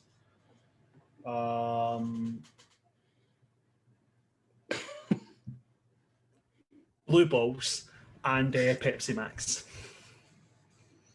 I'm gonna be honest. We're right there. I would actually try that. You can see the layering effect as well. So it goes from the blue at the top down, kind of distillates into the vanilla vodka and the passion fruit, so it goes a kind of green. Then it hits the creme de cassis, which is kind of purpley, and then it hits into the. You can see it a lot better here. The camera sadly ruins anything of value. Not bad. Not bad. I'd put less passion fruit in it, but not bad. Passion fruit is underutilized in booze. Yeah, really, you only get like porn star martini. I'm sorry, can you do that noise one more time? Honestly, see when you work as a mixologist and all you get is people like, so you go like, yeah, we have like a wide variety of cocktails, and we also have a thing called Challenge Your Bartender, where I basically just ask you some questions about what flavors you like, and then I create something completely unique for you. Can you do like porn star martinis? I know someone who used to only drink those, and I swear to God, they're the most disgusting thing in the world. They're just so. It's just like, oh, I heard you like passion fruit. It's like, no, man, passion fruit is a really powerful flavor. There should just be a little bit, so it's just a subtle undertone of it. Okay, since everyone's back, I pose a question. This is totally optional. If you wish to use it, and the majority is, we'll do it. If not, we'll pass it on. For those who are in the main group chat, you guys saw that Sarah, I think, shared it. For if anyone's incapacitated for the death rolls, the DM rolls instead of you guys. All in for it. All in for it. Okay, that saved me a lot of time explaining that. Anyone else for it or against it? The idea behind it is to allow immersion so that the party does not know how many death saves you have versus not, so that the party has to act accordingly, not knowing what the other person has. Again, I don't really care. Basically stops metagaming. I totally get it. I understand it. At the same time, that gives me major anxiety thinking about it. That's why I'm asking. If we want to try it, we can. If we don't, we can not do it. I'm leaving it up to the party to discuss. I'm highly confused at what's being discussed, and I'm just gonna go with what the group decides. I think you were. What, I don't know which chat it was in. It was in one of the group chats. Hypothetically, probably group chat I'm not in. I think it's the nerd. That was one of our main ones. Yeah, I think it's the nerd chat. It happened over the weekend, and I just don't remember the day. Hypothetically, Gar gets knocked out, knocked unconscious. Instead of him rolling his death rolls, I will roll them, and I'll mark save or failure. That way, as the party, you do not know if he failed or saved, and you guys would have to act in the moment. Do we res him, or do we like hope he rises on his own?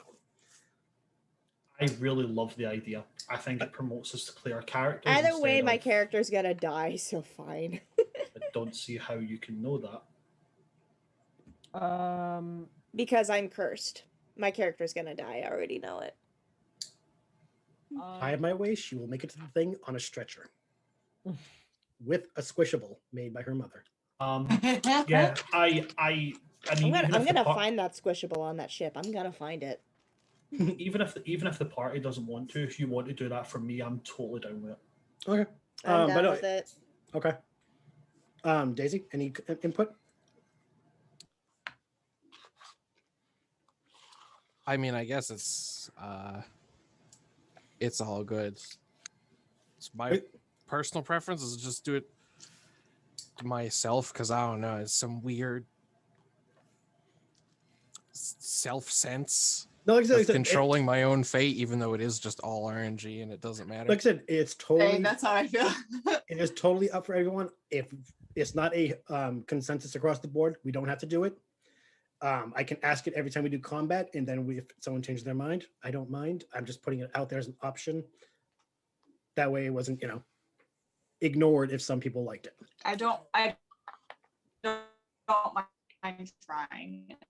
Like if everybody else wants to, then I'm down. I will give it a try. Okay.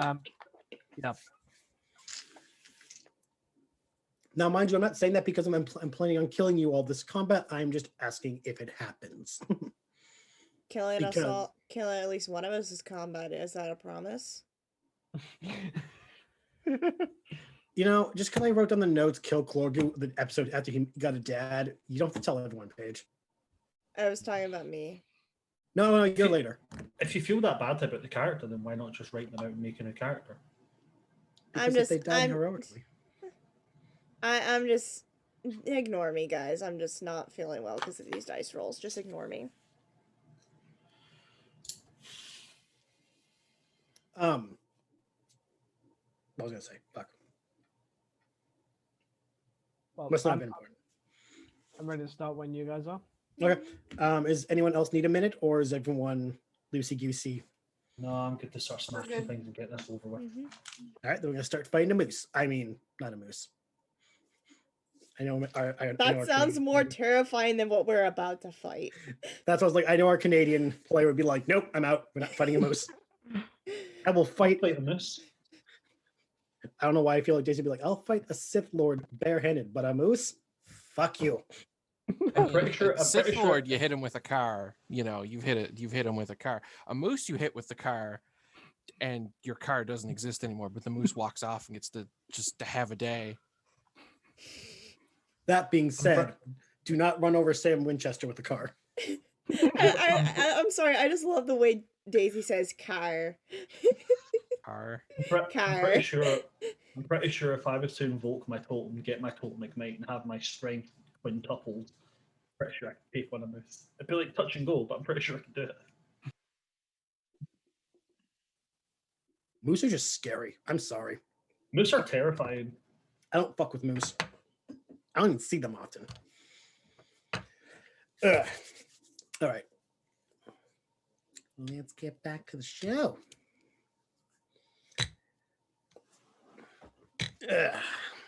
I'm still So- saying this right now. If anything was to happen in Pandora and my elf was to not be there, Moose Centaur. Oh yeah, sorry about that, there, buddy. I didn't mean it. I didn't mean to bump into you there. Look, I'm not counting on like if something happened junk, then absolutely please use that character. I'm not planning that anything will happen to junk, but if something happens. Moose Centaur please. Barbarian. Moose Centaur Barbarian that rages and goes, "I tell you, buddy, you're getting me really miffed off there, eh?" Does he wear the deer stalker hat? No, he has like really, really bushy green hair and like looks like a mountain man. He's like 9 feet tall, like, but then he bumps in. He's like, "Oh, sorry, buddy, I didn't mean to bump into you there, eh? Are you okay? Oh, buddy, do you want a donut hole? Like, you gotta love a donut hole." Sir, I hope this makes you happy. I just experienced ice cream go up my nose for the first time in my life. I hope it was worth it for you. Every time in that 20s, oh, you betcha. Oh God, vanilla ice cream up the nose is an odd feeling. Oh, yep. Okay, brain's back to normal. Oh, that's a different meaning for brain freeze. Oh God. Never inhale ice cream. You're not my dad. Starts And coughing out a if line I of was- vanilla ice cream. If I was, I would tell you to go do your homework, do the dishes, fold the damn laundry. All right. Right. Let's do this. Yes. Because we're doing combat, you guys get a cutscene. Not a real cutscene, because sadly, I'm not that good at animating. Excuse me. The green flame, still on the horizon, splits into two. One larger than the other. The larger one approaching you guys quickly. And once it is, I want to say, 100 feet away, it materializes into the Tarentetech. As Phase's sharpshooter thing is, do you wish to use the mark or do you wish to hold on to it? I want to use the mark on the torrent attack. Alrighty. It's marked. Yes. Do you also actually no. Never mind. Okay. I forgot. I'm getting ahead of myself. You have marked it. Rest of the party, please roll perception. Is Phaser within 60 feet of us? She is on top of the ship itself, so yes. Invoke totem, she now has advantage. Ooh, nice. Oh, you all get oh wait, no, it uses my reaction. So technically for this round. Yeah. Next round I get to use it again. Perception. How to come out? Because I will not. It counts as a bonus action anyway. So that fell off. Stop falling off. Okie dokie. Wait, do I need to roll perception, or do I? No, see you've already it? seen it. It's to see Okay. if they actually notice it coming up yet. Okay. 21. Oh wait, more people are doing this? Yeah, everyone but Phaser. Ah, Okay, so you said 21? 21. Okay. Mitch, Dirty 20. Hannah, 8. do we need to get you a seeing eye loth cat? oh, that's a Have a rancor. Honestly. What was that, Chez? 13. Okay, and Boz? I don't want to talk about it. No. Please do. That's a 1+1. Oh my god, guys, I found my arch nemesis. He rolls more nat ones than I do nat 20s.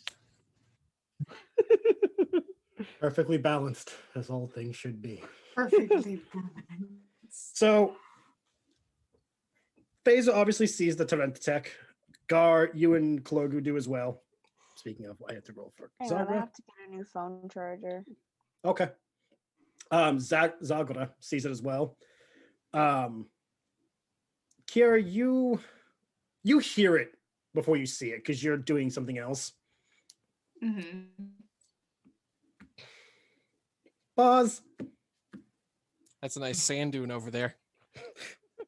Bobby, my friend,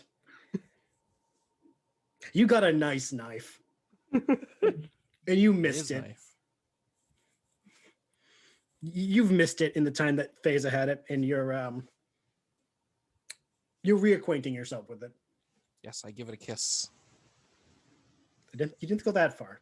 Now the scene. So I could go further. Now the whole scene's PG-13. Sorry, kids, you have to go to bed. Oh yeah, that's a good sand dune right there. Oh yeah. Oh yeah, there, bud. Oh hey there, bud. Yeah, you good? Yeah. Oh God, if you make Daisy bring out his accent, I'm gonna be so concerned. Well, here's the thing. I am an islander. That's mainlanders talk like that. So we also mock them for talking like that. I'm just saying, if we bring out your actual accent, I'll be very concerned.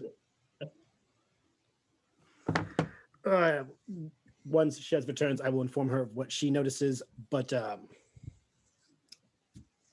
yes, the Tarentetech has appeared, and it big. I will remind. Yes. Kloga's going to go to Zagra. What is that? Zagra smiles and pushes his arms back and puts his axe over behind his shoulders and goes, "That, my boy. That's a Tarentetech." My boy. A what? Tarentetech. I swear, you soft city boy.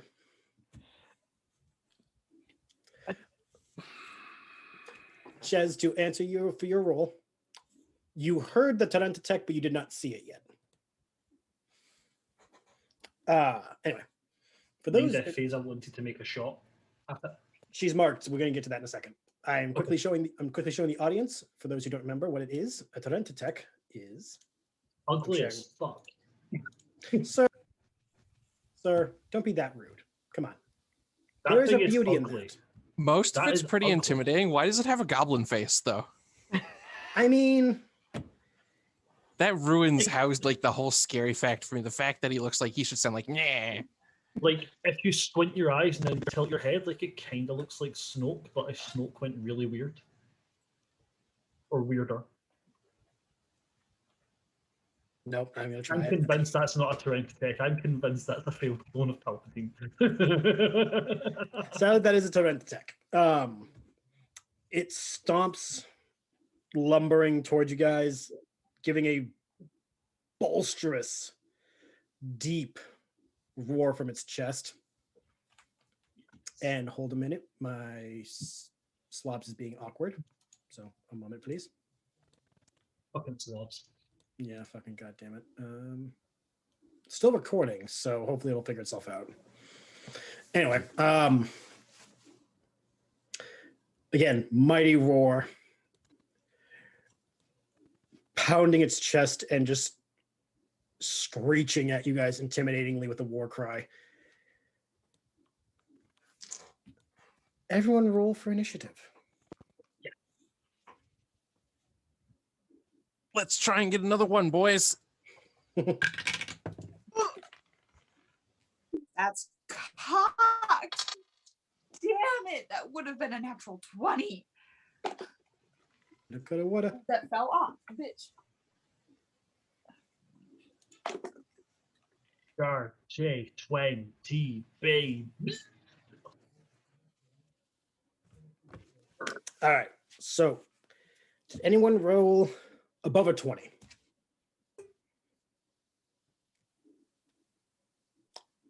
$15 to $20? Okay.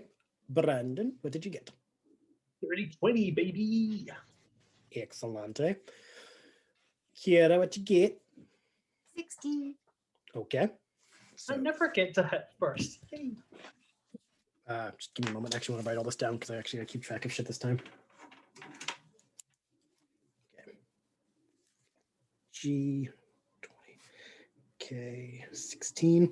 Did anyone have a 10 to 15? This guy. Ooh, wasn't a 1. Beza, 14. 14. Okay. Kologu, 13. Boz. Also a 13. Roll me a what is it? My dex is plus. Thank you. I'm like the word I'm looking for. What is the mod? Is plus what? Is yours +1 as well? Oh no, my dex is +4. Oh, then Key goes first. Okay. So B is 13 plus 1. I'm gonna assume Shez 5 to 10. 6. Okay. And Zagra got a. Ooh. Gar, what's your Yeah. dex mod? That Dex mod is a grand, smacking, absolutely amazing total of 1. It's a 1. 1. You beat him. He has a +0 to dex. He's all strength. Challenge him to a limbo contest. I am not. I get to hit first. Yay. And also, Some shit. all right. So the talent attack goes last. Okay. So the order will be Gar, Zagra, Klogu, Feza, Boz. No, Kira, Feza, Boz, Klogu, Shez, talent attack. Okay. Phaser is after Clogger and Kira because she got a 14. No, I screwed up the names because I wrote down the letters instead of the names. Phaser's after Kira. Klogu, you're after Boz. Does Phaser still get to make her shot? She does, actually, because she had it marked. So you get to do your lovely Remember- sharpshooting. You have advantage on it. Okay. Phaser. Do it. Yes, yes, yes. All right, first one's a 21. Second one was an 18, so 21. Excuse me. Yes. The 21 does in fact hit. Okay. Roll that sweet damage. I'm checking stuff real quick Yep. Take your to time. see if I do any extra damage and stuff. Take your time. Allows me to make sure my stat blocks are up. Okay, because I had him marked for. Because I figured I had him marked for both my Ranger's Quarry and for my fighting style. I do get to roll 1d4 additional damage. Sweet.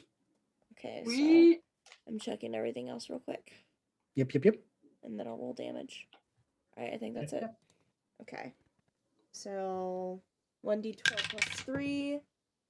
That is 14 points of damage, energy damage, plus an additional 3 points, so 17 points of energy damage.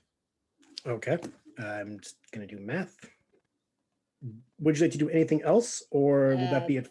That's my shot. Because Okay. it's an opportunity attack. Oh, okay. Yeah, that's my So shot. what was the overall total? 17 points of energy damage. Alrighty. You look down the scope of the rifle, and right as the thing finishes roaring and puts its foot forward, you fire. And it hits dead square in the sternum, making the thing just like coil in on itself in shock that it was actually hit. Mm-hmm. And it roars out at you all in pure rage that something dared to strike it. All right. And I have one off-table question. Go for it. The sniper rifle reloads after 2 shots. How do you handle reloads in this game?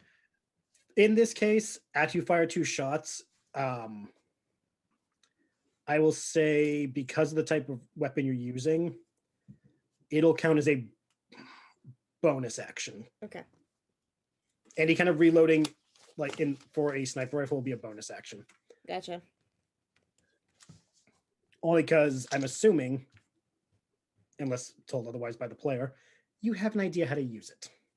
Well, I'm proficient in all blasters, and this is a So blaster. yeah, I'm using the proficiency to make it a bonus versus a full action. Gotcha. That would mean though, because of that, Gar, you are up. Nice. Right. Okay, how far away is it? It is currently 45 feet away. Okay. So if I get within 40, so if I move 40 feet, I can still hit it, right? What is your range? My range of like, what, for melee combat? Yeah, okay, how close did you want to get? So I have a movement speed of 40 feet. You said it's 45 feet away, so I'll be outside of it by 5 feet. But Okay, 5 feet is yeah. melee range, isn't it?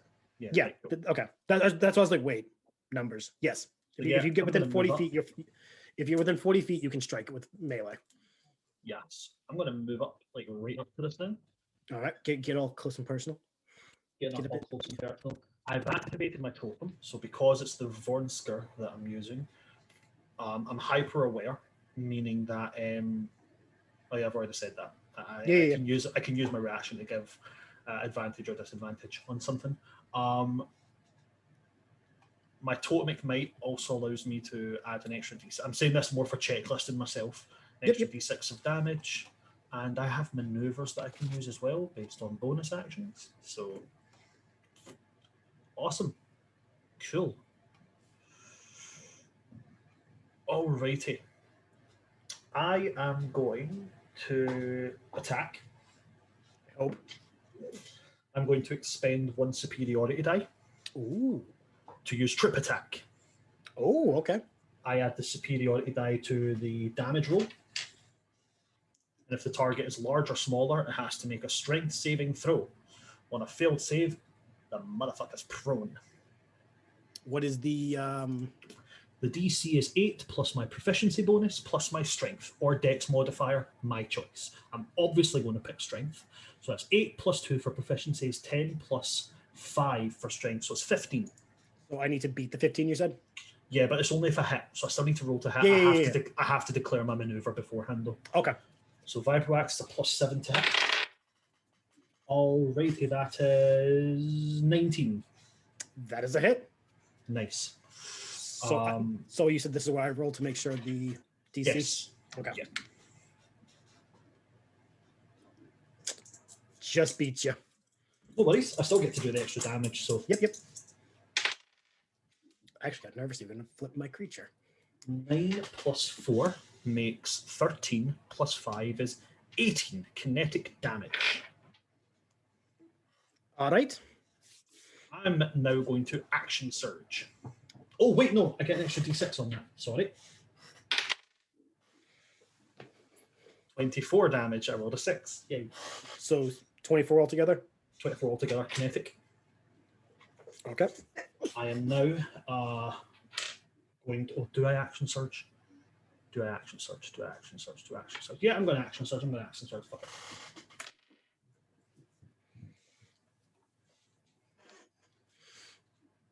That is a hit. So nat 20 for 27. I'm assuming he's doing a regular attack this time. Nah, I'll go with it. Well, shit, no, I never said it, so I can't do that. I was going to do the trip attack, but I never said it before I rolled, so I can't get it. So it'll be a D10 damage, which is a 10. Okay. I'm also got my totem ignite active, and that's a 4. So 10 plus 5 is 15 kinetic. How is it you do criticals? Do we just double the damage? If you crit, yes, doubled it. Okay. Yeah. So 10 plus 5 becomes 15, plus the 4 becomes 19, doubled becomes 38. So 38 and 24 together, 62 damage total. Wait, what was the final Final damage in total is 62 damage. Okay. It was not tripped, which I am sad about. So you're using your axe, right? Vibro axe. Okay. With a mighty, like as mighty as you've ever been, because you are still reeling from what the Kaiba Crystal showed you. Yeah. You swing for the thing's leg. It doesn't trip it, but you cleave deep into its thigh, and it lets out the most unholy screech of pain that you've ever heard from a creature you fought. It wrenches its leg away from you after you strike it both times, stumbling back a bit just to get away from the cause of its pain. From the gash on the leg, the blood dripping down its leg is mixed with the greenish hue of mist that would come from the Night Sister's magic. And now it's so you as a DM can understand, like Gar kind of has an understanding that these Night Sisters are involved with Force shit. And after he's seen that and he got that when he was there, he's now basically putting that blame or putting his anger of that towards this Night Sister. So he's going at this thing with like anger, just in case you as a DM wish to use that for anything. He's dark side in this motherfucker. okay. I'll keep that in mind. Next is Zagra. Zagra is going to ready in action and stay near the group in the ship in a defensive position. And then he is going to end his turn. Kira, you are up. Okay. She's gonna help go against the big bad monster with Gar. Yeah. She's gonna use her electro staff. It has a shocking property. Yeah, it does. So Zippity zap. I'm gonna roll to hit. Okay. That's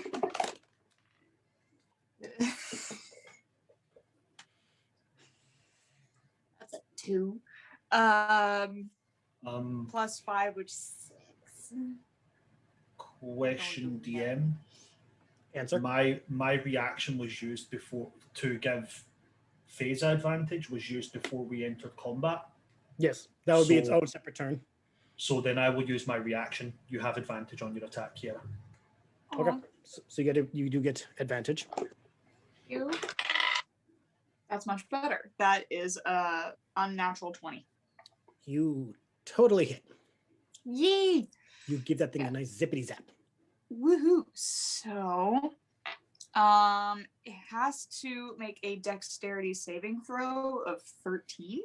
13. Mm-hmm. Well, it rolled a 10. Okay, so that means I get to roll an additional 1d4 of lightning damage on top of the d6 plus 3. So when did Kira become a fighter of Thor? That's 6 on the original, 6 points of kinetic energy. Yep. And then an additional 2 points of lightning damage. So 8 altogether? 8 altogether. And it is shocked until its next turn. Okay. Excuse me. Next up is back to Phasa. Because the first one was a reaction, not an actual turn. All right. Yeah, sniper rifle shot. You're fine. Yeah, buddy.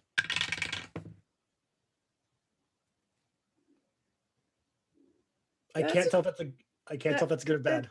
That's a 24. Hey. Okay, so we've noticed your dice like you in combat. Yeah. True Mandalorian dice. And also, this die came with my dice tower because my friend gifted it to me, so it likes the dice tower. Okay. 1d12 plus 3. That is 13 energy damage plus an additional 1, so another 14 energy damage total. Okay. Bonus action reload the rifle because I spent my 2 shots. Okay. Next up is the Buzz. Do this in reverse. Do this in reverse. Do this in reverse. Well, normally people go action, bonus, movement. I'm gonna go movement, bonus, action. Oh, okay.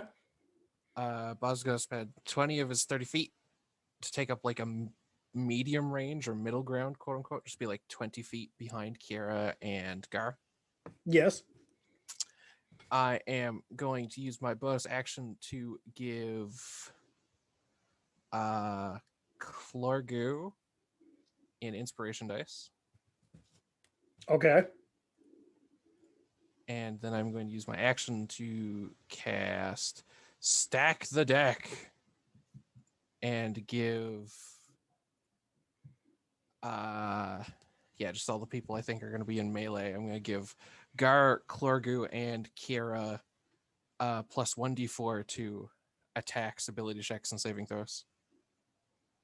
So we can mark that? That's basically like bless, I think.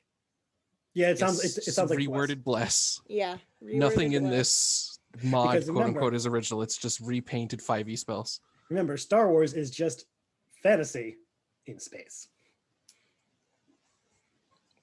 Please you don't raised tell your me hand. that there are space beholders. The DM will remember that question. Oh, Brandon, no, you raised your hand? I hope there's not space to ask. The DM will remember that too. Boz can finish this thing. I just wanted to ask a question. You said you were done, yes? Yes. Okay, so be real quick, your question. So I forgot something because I have so much to do with fighters. Yeah. My fighting mastery lets me, if I crit, I get to attack again. Remind me when we get back to your turn. I was about to ask, is it okay if I do that in my next turn, or would you like me to just pass it and keep it going as? We'll just pass it. We'll just remember in the future. Cool, thank you. All right. Next up is the Cloglu. Okay. How far is the Tyrantatask away? From you, 45 feet. Okay. I'm gonna use my action to dash to it. Okay. And then I'm gonna action surge. Okay. And I only get one attack, so I'm gonna swipe at it with my vibro sword. I'm joking when I say this, but I have to say it.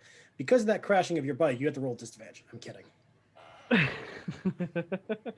And not because you hurt yourself, but because Phasa scares you. So I'm You just feel rolling. the barrel of the rifle just aiming at the back of your head. It's like no one will notice. Oh no, I've already missed him already. The perfect murder. He jumped in front of my shot. What you get, boy? 20, baby. Boy! Yeah, Torgy, you finally rolled a nat 20 in combat. Yeah, no, this is my first nat 20 for Clorgu. Nice. Aw. You popped In into my chat. combat. In combat, yeah. Yeah. Yeah. All right, so you do hit. Now let's roll for some damage. So you double the total damage, correct? Yes. Okay. Cool. Ooh, Ooh. that's 22 points of kinetic damage. You rush right between Kiera and Gar at the speed you have not felt in so long. All your feelings up till now have been like bottled, and you're finally releasing them. The blade drags across the ground for a minute, and you just bring an upward slash to its torso. Trailing behind the blade is a huge gash across its torso, spilling more of the ichor and blood from the body. I like it. I like it. This a lot. thing is not happy with you. I like It a liked his lot. torso. You just ruined his beach bod. I like it. I like it a lot. That's all I can really do. Yes, it is. Yes. So, Orgu is tall enough to hit the torso. Does that mean Gar is tall enough to hit the crotch? That stands to reason, yes. Cleave! The look you just gave me made me concerned for my own creature. Will that be all, Clorgu? yes, that'll be all for me. Okay. Shez. That's a look of fear if ever I saw one. That wasn't fear. That was, I swear I did the homework. I'm falling asleep, guys. Okay, but we're fighting monster. Yep. But my question is, where is the Night Sister? Is she around while this is happening? Is she close by? She has not materialized yet. Her flame that she's become is actually orbiting around the fight. Oh, boo. Hey? Boo, you whore.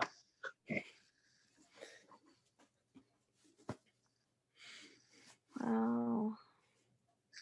I had an idea, but I can't do that anymore. What was your idea? Somehow use magic to get the necklace, but I don't think that'll work. Put a pin in that. We'll come back to that at a point where the necklace is in play. Yeah. Bruh, I'm just gonna do stabby stab with... No, wait, no, I have another thing. Y'all gave me a gadget. What was it? The force pike. I gave you a... Was it a force pike or a glaive I gave? Oh no, It you was a gave her force the pike. It was a force pike. Yeah, and you gave the Shadis, glaive. the glaive I gave to... Whichever one was like a spear, I don't have. Yeah, that is the spear is the pike. So then I had the glaive. Yes. Okay, yeah. Okay, I haven't put that in my character sheet, so and I don't know where. 2d6 plus your dex damage.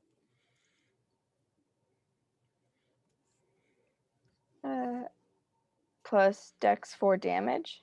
Yes. Yeah. And you add your dex when you attack with it, I believe. So I'm gonna... Yeah. Yeah. So you roll your attack. just on the d20. Yes. Just straight up. With your dex modifier because it is a dex weapon. I see. A bluff. Oh no. Was it cocked? It's a 4. What's your dex modifier? 2. So that'd be a 6 together. No. Oh, No. so it's a 2. oh, okay. My bad. Did I do that wrong? No. I misheard you. It's my bad. Sadly, you do miss. You go to rush in, but you admit that your brain is more focused on Navra and getting the necklace, so you are momentarily distracted as you swing for the creature. Because as you go to swing, you notice the flame passing by, and your focus was just whipped to that instead of the target. For now. Okay. Now it is the Tarentetech's turn. That being said, first we gotta roll who the target is. Oh no. And swallow me, Tarentetech.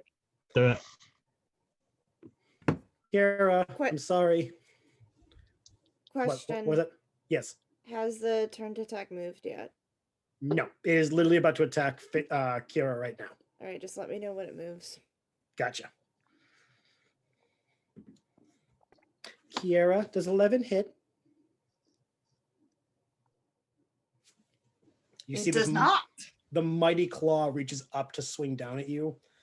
As it comes down, because of the pain in its chest, it struggles a bit, giving you ample time to jump back out of the way.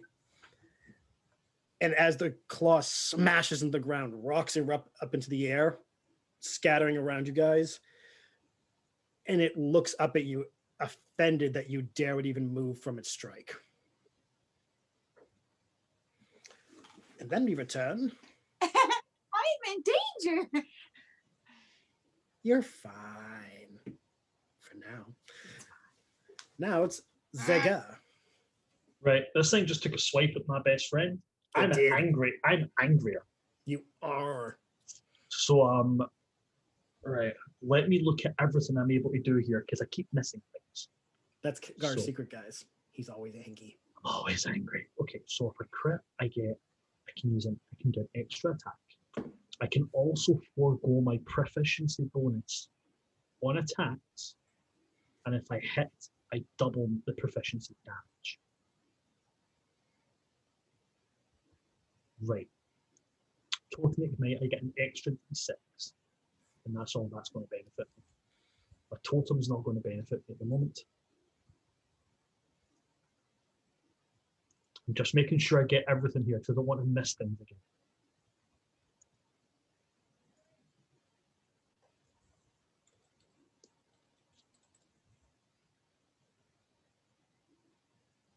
Okay, right. I've got it. I've got what I'll be rolling. So I'm going to attack. I'm going to forego my proficiency bonus, meaning that I'll be adding +5 to my attack rather than +7. Okay. I am going to use my other superiority die to do a trip attack again. Okay.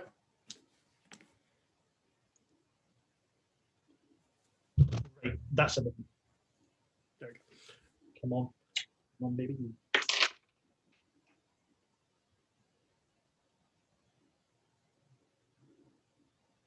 Hands are here.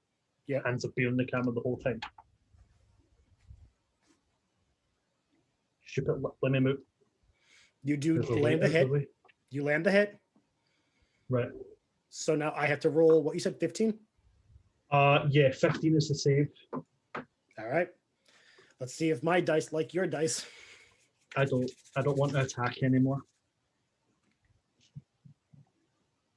He got a 14. So he's also going to be tripped after this, meaning that he's not prone. Okay. Okay, so 1d10. Because I hit, I'm doubling my proficiency bonus. +5. It's going to become a +7 because of the proficiency. Plus 1d6 for total might. Plus 1d4 for the trip. And I get to attack again because I crit. Okay. Great math. Okay. 9 and 3 makes 12. 12 and 4 makes 16. 16 becomes 32 plus the 7 for adding on to the attack. The 7 becomes 14. 32 plus 14 becomes 46. Yes. I'm surprised I kept up with that. Second attack.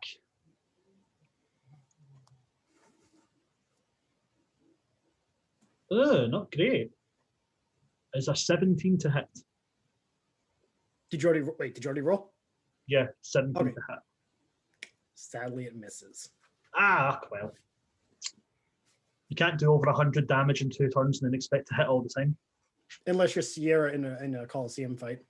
Yeah, but I have my reaction back, so now if anybody needs advantage, I'll give it. Listen, that was one time, and I've never been that great ever again. It'll happen again, or I'll be damned. Anyway, yes, it is Zagra's turn, and he is going to. All right. He spends his ability to give Phasa advantage next roll. He sees the advantage of your sniping, and he says he's going to assist you so that you can have advantage next roll. And he also... no, that's actually all he's going to do. Okay. Next up is Kiera. You dodged an attack. You just watch Gar put this thing on the ground. It's prone. What do you do? In case you don't know, you're mute. Hi. Hi. Go whack him with my staff again. Whack, whack, whack. Not the mama. Not the mom. No, You do that no. what? Room. 12. Sadly, it's a miss. Advantage! Oh, you're gonna use your reflex thing? Yes, because Okay. why not? I mean, no, if you That's have it, you might as even well use it. worse. Damn it, Kiera, you wasted my advantage. You wasted for my the- reaction. Just for this round, it'll come back. Well, What? wait, what was the thing that Boz gave? It's an extra D4. An extra D4, so is a 4 even gonna change anything? No, Let's I'm be sorry. honest. From a 12. Didn't think so. Well, Okay. I didn't hit Yep. with a 17, so it's got to have some kind of high AC. If it helps you, you swung at the hole it made in front of you. Wait, hold on. I didn't need to give advantage because it's prone, so we should not get advantage with it being prone. She would have had natural advantage, yes, but if you use your thing. Okay, this is where I'm actually going to ask because I've never experienced this. What do you do if somebody has advantage and you try to give them another? Do you just give it? I don't think it counts. Okay, I don't think it counted either. That's why I'm like beforehand. I just want to be like, does any other DM have experience in that situation? Yeah, I don't think it does anything. So Didn't think so. Daisy? No, advantage and disadvantage do not stack indefinitely. I It's didn't- either I you didn't do or you think so. don't. Okay, that's what I thought. I was like, I felt like it was, but I'm like, no, it sadly doesn't work. So we'll say Gary, that doesn't count. Her advantage was from the prone. Awesome. That would mean Phasa is up next. Snipe that bitch. See if Or I whatever do. you're gonna do. Let's see if I snipe you.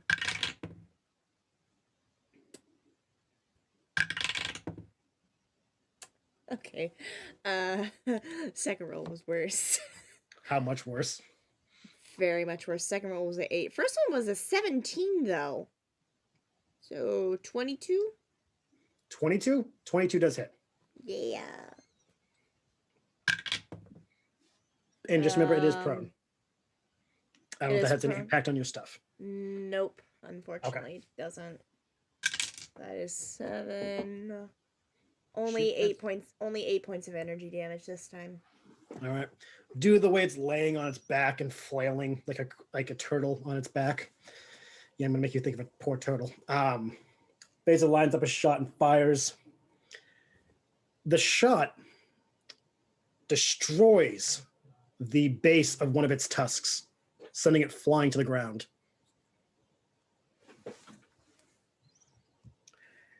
It's not a happy camper. You just took off its favorite tusk. That's its chewing tusk. It's gonna have to move to it's gonna have to go to applesauce now. Oh, boo, you whore. Oh, you whore. Sadly, it's not paired to be a whore. Nothing else I can do. All right. But that's the end of my turn, so... Question. Does Answer. Okay, so... I'm trying to understand how this whole opportunity attack works. It says, if they move at least 5 feet before the start of my next turn, it provokes it. So if he moves on his turn, does that mean I get to shoot him? Yes. It's just like D&D. If he moves at all in any direction, you get a shot. Okay. Yeah, I wasn't just sure. like- I wasn't yeah. sure if you were ruling like if he moves before my next turn, next round. No, or... as long as he moves while you have that ability, it counts. It's like a reaction thing, isn't it? Like, Yeah, Yeah. it's a it reaction. can happen at any point. Yeah. Yeah, it's just I know some DMs would be like, well, if you went before them in combat, it doesn't work, and I'm just like, I want this No, to work. no, it's a reaction. You could Okay. swing at the guy Okay. and he get hit, and then he gets up and runs. You can still hit him while he's running. All right, I'm just waiting to see if I get a second shot. If I do, Okay. I'll know I'll have to bonus action reload immediately on my next turn. But yeah, Okay. that's my turn. Okay. Balls, my boy. Yes, so I realized just mere moments ago, because I'm dumb, the D4 for Stack the Deck I Yes. gave to Klorger, Kira, and Gar. Mm-hmm. So I don't know if that would have changed the outcome of that 17. For It would have. is it a D4 for the attack roll or for the damage? It's attack rolls, saving throws, and ability checks. Ah. It would have, but we will put it towards her next roll as a Very good. as a repair. So she'll get two. She gets she'll an get two- automatic 4 added. Yeah, automatic 4 added plus her normal +4. So just remember that, Hannah. So yes, carry on with your turn, Boz. I got lost there somewhere because I was talking about Gar's 17. Oh, I thought you were talking about Hannah's. No, adding that to a 12 wouldn't have mattered. Well, I would have got a dirty 20. he now Boz now owes you chicken nuggies. Make Hot it dog. make it Wampa Nuggies and you got a deal. On me. Boz finds the one place that sells Wampa nuggies at 3 a.m. Like Wampas. I'm just making a attack roll with my Okay. carbine. Carbine. Use that carbine. Oh, that light, sweet crackle. That is an 18. I'm sorry, Darn. but it is prone, so you have the It's only advantage if you're in melee range. Oh, it's only Yeah. melee. Oh yeah, okay. It's only melee. Yeah, my bad. Okay. 18 Do doesn't hit. you wish to do anything else?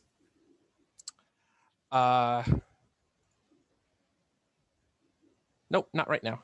Okay. Next up is the man himself with the mood ring. Well, mood rock. Look at What this thing has for armor, I want to take some and make something out of it. So, you said that there was this Torrenta task, and then there's this flaming orb in orbit. yes. Can I target the flaming orb? I'm gonna be that DM so you can try. Oh, I love it. Oh, I love it so much.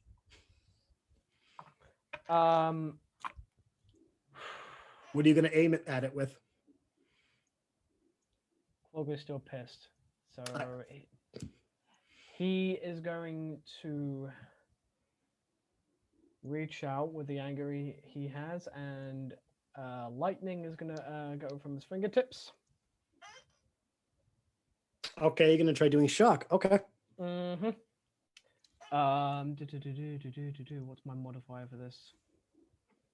Attack modifier is +2. Oh god, please. Oh, dirty 20. You going for the orb, you say? Mm-hmm.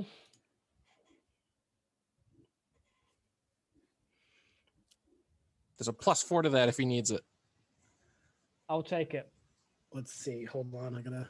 or a So D4 rather, not straight 4. I know you meant. I gotta do a thing. Oh, a D4. Okay. I'm going to use that D4 just in case. Okay. Let me know what you get. So I got 20. Ooh. That's 23 total. So you said this was based on wisdom, you said? So as in like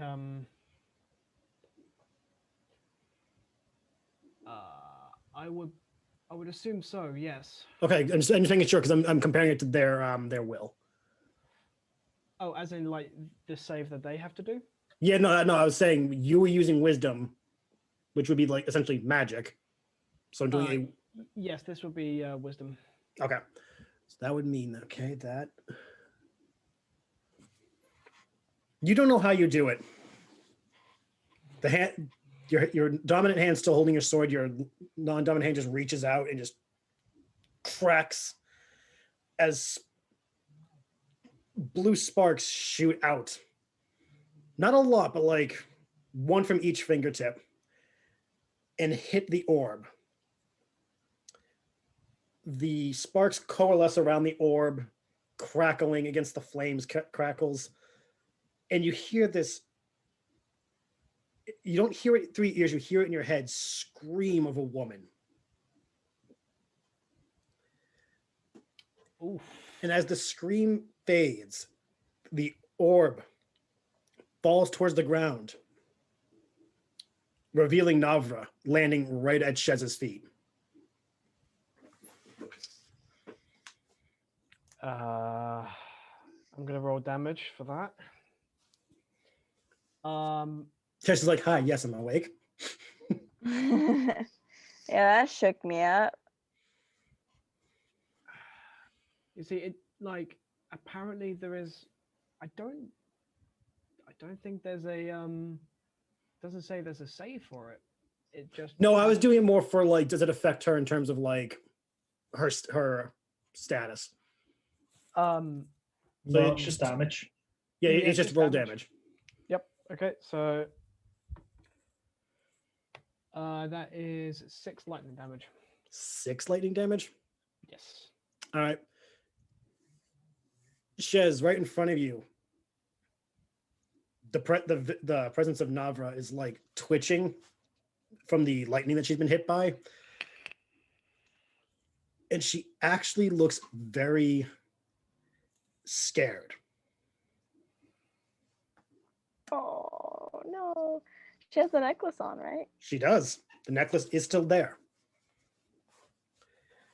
And because of that, I need to do a quick thing. Okay. She goes before that. So, yeep-a-doo. Navra. Okay, this is unrelated, but how is your hair always perfectly parted in the middle? I don't understand. Genetics. I tried to do a side part. It doesn't like me. And it's like not even a hair is out of place. I try to part my hair wherever, and it's just a mess. Remind me one day to show you the picture from one Halloween where my ex got me to have like the perfect 80s Axl Rose straightened. Oh, goodness. Get yourself one of these, Alice. Those work too. Those are fantastic. This is a parting comb, also known as a sectioning comb. We use them in the shop to properly section out pieces of hair. Cool. Yeah, they're wonderful. I don't have one, but I know they're wonderful. Anyway, is that the end of your turn, Clorgu? Yeah, that's my only action. And I don't have anything for a bonus action, so. Also, just because I have to, Clorgu, can you say just one word for me? You have to say the word noise. Noise. Because that lightning damage put her at 69 HP. Hey! We had to do it. It was the rules. I don't make them, I force them. Nice. Anyway, that being said, it is now Shez's turn. Can I just take the necklace? Can I just go yoink? You would Can have. I do some magic stuff with it? She is within arm's reach of you. You could try to do that. I would consider this a grapple because you are like grabbing for it. So I would say strength roll. Oh. Because you're not attacking her. You're reaching for the necklace. Right. And she'll be Hang doing on. a counter thing. Actually, no, she won't be because she's been shocked. So yeah, go ahead. Ooh, bad glitch. You good? You're good. Hello? You're good. Hi, cool. Hi. Hi, guys. Welcome Okay. back. Thank Navra you, does not thank want you to you. take a turn. Right? So, strength, Yes. please. Please. That's not fair. That's not fair. Wait. Guards gave you advantage Ah, because the one he tried to give Kira didn't work, so it goes right to you. Advantage. Which means you get to roll again and hope it's better than the first one. Do Don't it. waste it like Kiara did. Kira will remember that. Okay, I'm gonna clear off the desk. I'm gonna make a nice big open space for this. Please. Albatross. Come please be on, do nice. it. Wow. What's the number? Oh, Rolled my a God. 10 The 10? before I Roll- rolled an 8. What's your strength modifier? Yeah. +1. So it's 11. So 11, you say? Guess what? Yeah. You just beat the DC. You're able to Oh! literally grab the necklace and yank it off of her neck. Put it on, put it on, put it on, put it on, put it on, put it Note on, to put it on. self: do not lift your arms up if you got the COVID vaccine. Put it on, Fuck. put it on, put Oh it on. no, Give, Paige. give me Oh. more shit about the people who tried to kill me. Put it on. No. As you yank this off, a loud sonic boom sight noise just fills the area from the chain snapping. Navra instantly collapses out cold.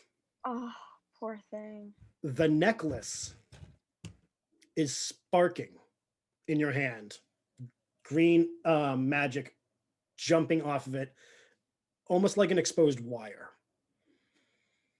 What do you do with it in your hand? Okay.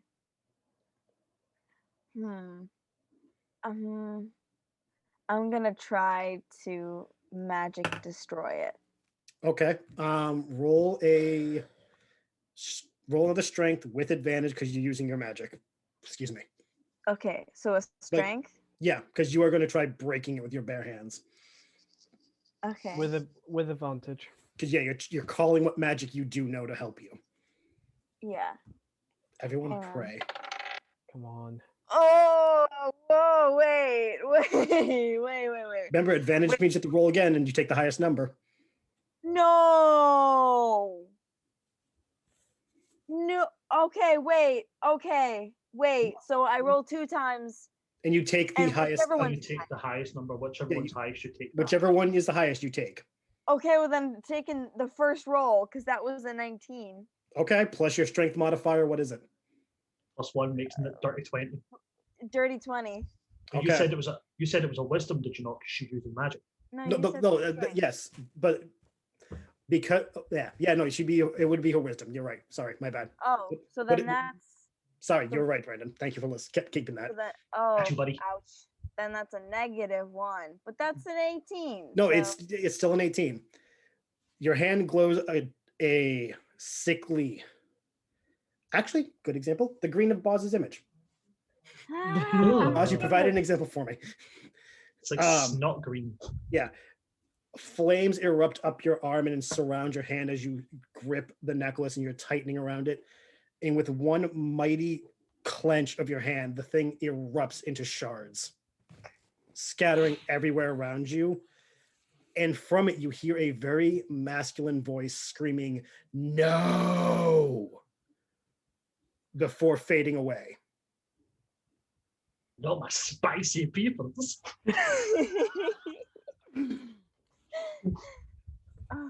Before your turn ends, this is an option. Do you wish to check on Navra or return to the battle? I'm gonna check on Navra. Okay. Just roll me a basic d20. Okay. This is just to see if she's alive. Ouchie. That's a 2. Oh, You're a little shaken from what just happened. Like, adrenaline's kind of pumping. It takes you a bit. You check her arm, nothing. You check her neck, nothing. But then you put your hand to her chest. Still nothing but a very, very faint heartbeat. Okay. You know that if anything happens to her, she will die. Oh no. In the face. Stab. So you, from this point on, since she's right next to you, you can work to protect the body on all your turns now, because she is Okay. right in front of you. Yeah. That being said, the next turn is the Torrent attack. He is prone, so I need to do the roll to see if he gets up.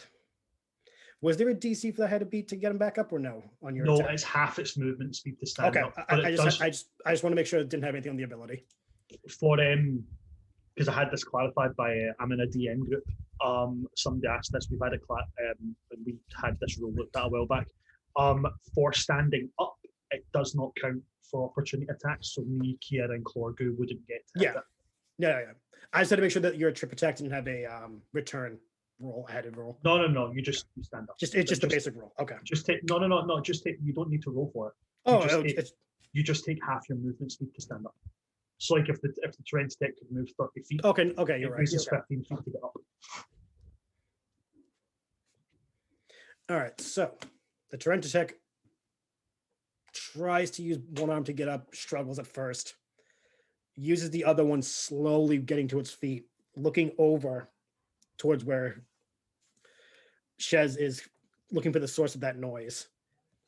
The glowing ichor from the wounds now is faded. There is no more Night Sister magic coming off of it. However, the leg wound and the chest wound have sealed up. They are now scars. The magic protecting it is no longer there. It is now just its base form. So just so you know, it will now not have the ability it had prior.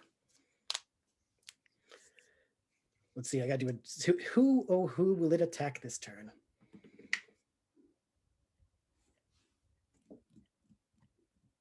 Clorgu. Motherfucker. For the record, it was the dice, not me. Because the three of you were so close, I gave you each 2 spots on the die. Hi, how's it going? It's going, you know. You to be fair, it makes sense. I just shock its fucking source of, you know. You also stabbed him, and well, you know, you gave him a nice crimson shirt. Never mind the guy who's done over 100 damage to the fucker. He's getting there. He's getting there. Does an 11 do damage? No. Okay. The wounds he sustained makes him too slow. He reaches across and just rips towards your chest to return the favor. But due to the lumbering size, you're able to just duck under and then be like, okay. Not cool. Rude, man, rude. Come on. Here's the fun part, though. He can do multi-attack. Oh, fun. I'm just waiting for this fucker to move, honestly. You got your wish. He's going. He runs right for Boz. Pew pew, motherfucker.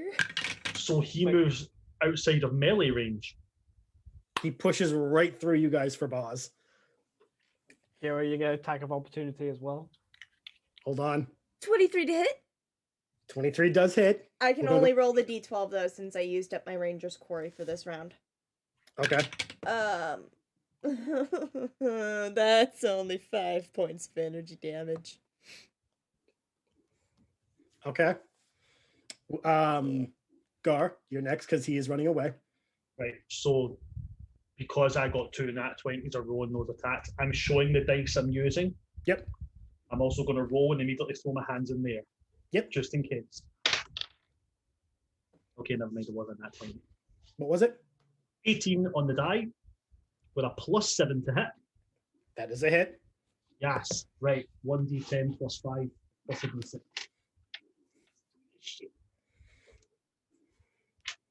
Boz is sitting like, for the love of God, all of you guys kill it before it reaches me. We're trying. We're trying our best, man. Right. Okay. So I'm trying my best here, okay? 1d10 is 10 plus Yep. a 7 makes 17 plus a Yep. 6 makes 23 kinetic damage. 23, you said? Mm-hmm. Okay. Clorgu, you're up. That is a 18 to hit. Is that with your bonus? With your mod, I mean. Sorry. Yeah, that's with my mod. Since the magic is gone, that does hit. Yes! Let's see if you do anything to it, though. Don't get too excited. Also, remember, Kira, you were in the same range, so you get to do an attack opportunity as well. That is 11 points of kinetic damage. Total? 11 total, yep. Okay. Kira, The this is an attack of opportunity, so all you do is just roll to do the hit. Kill him. I was about to say, does You- attack you- of opportunity do advantage? No. No, it's No. not an I advantage. think so. I Okay. wish they did. Again, the magic is gone, so the AC has been lowered. So whatever it is, let me know. Is that 12? Sorry. It rushed past you too quickly. The damage from Gar and Clorgu and Phasa just pushed it forward faster. And it's rushing towards Boz and just stops before him, panting angrily, just staring down at him. Sadly, to do that, it used the rest of his movement speed. So all he can do is stare down at you, Boz. Oh, that took him like a dash. Yeah, because he only had so much movement speed, and to get up cost him half. Ah. So, that being said, Balls, fuck him up. no, it's not Boz's turn. Oh. It's Gar's. How tall is this thing? The height is. It's considered a large aberration, so I would say Large is between 15 and 25 feet tall. yeah, I'm gonna put it at good 17 and a half. We'll say good round middle. 18 and a half, right? So I'm 19. My strength modifier is 5. What are you thinking? I want to run, jump, and axe down on top of its head. My totemic might is active, so technically my strength at this point, due to everything else, is quintupled.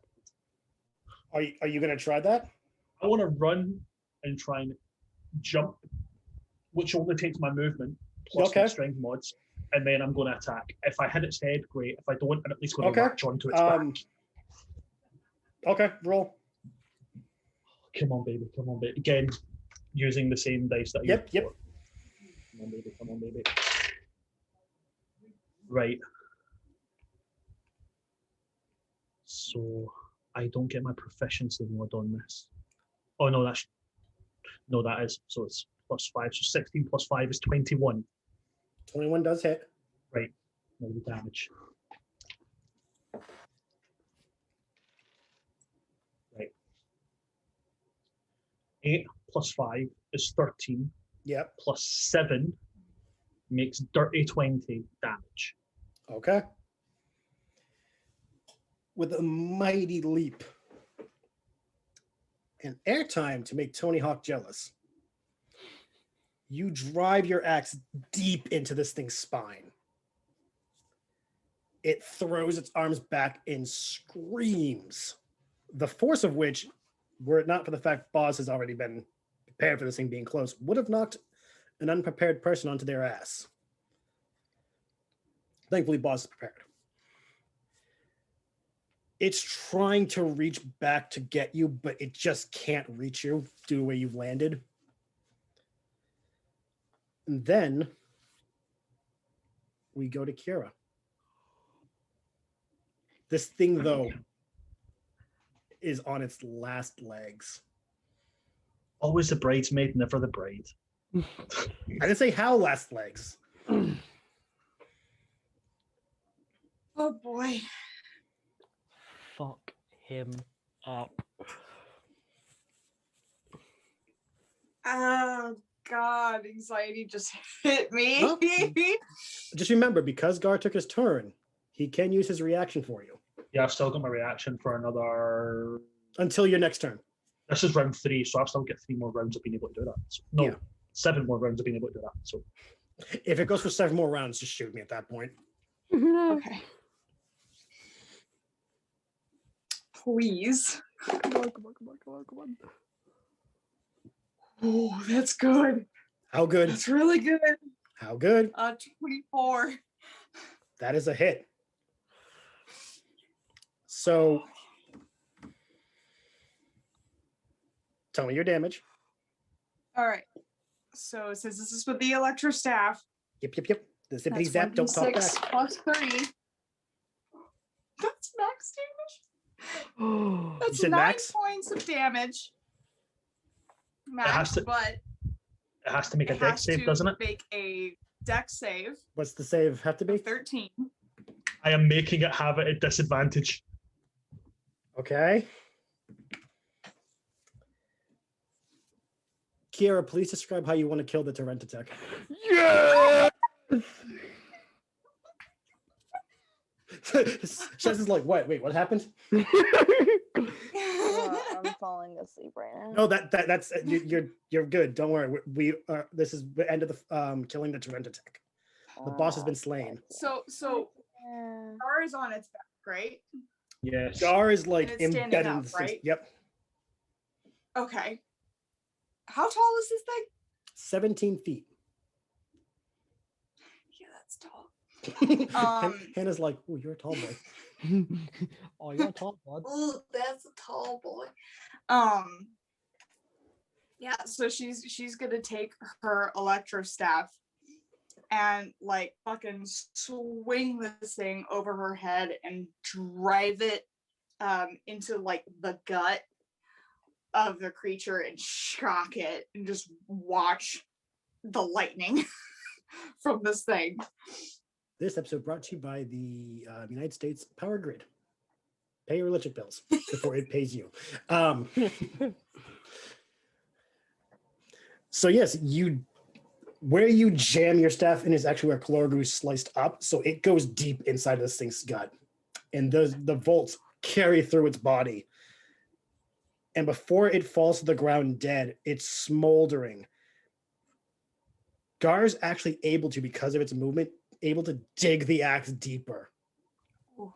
Just from the spasm and everything, resulting in it actually being paralyzed before death. And once it falls flat to the ground, crumpled in a mass of just smoldering, leathery, electrified husk, we turn to Shez. What do you wish to do to Navra? That's a great question. No. For the record, we have not left combat, but because that thing is dead and Navra's out cold, Shez is the one who does this, so.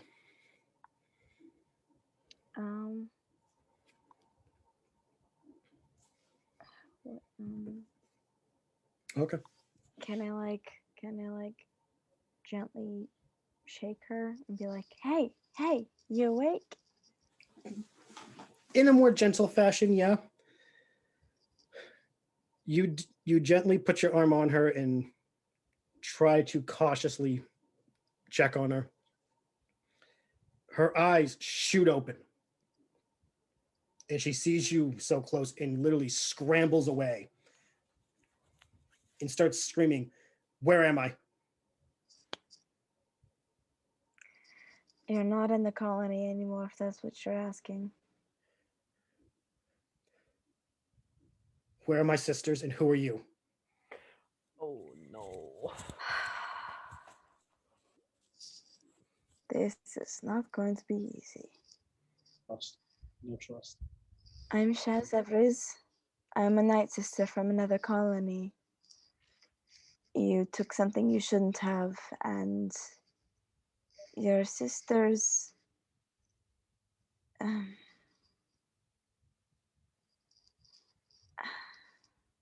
There's no easy way to say it.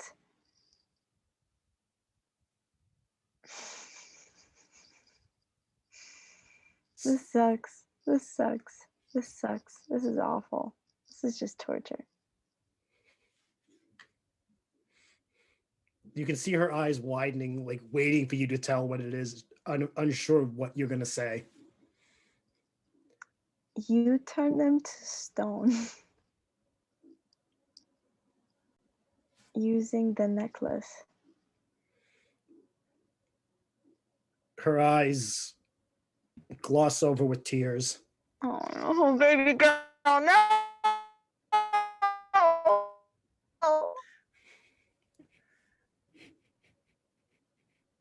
And she doesn't make a sound. She just stares off into space.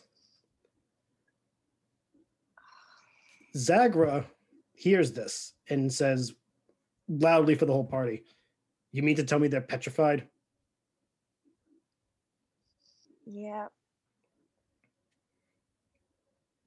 If the magics are still in the colony, you and her can reverse it. I would like to, but I'm not exactly proficient with magic.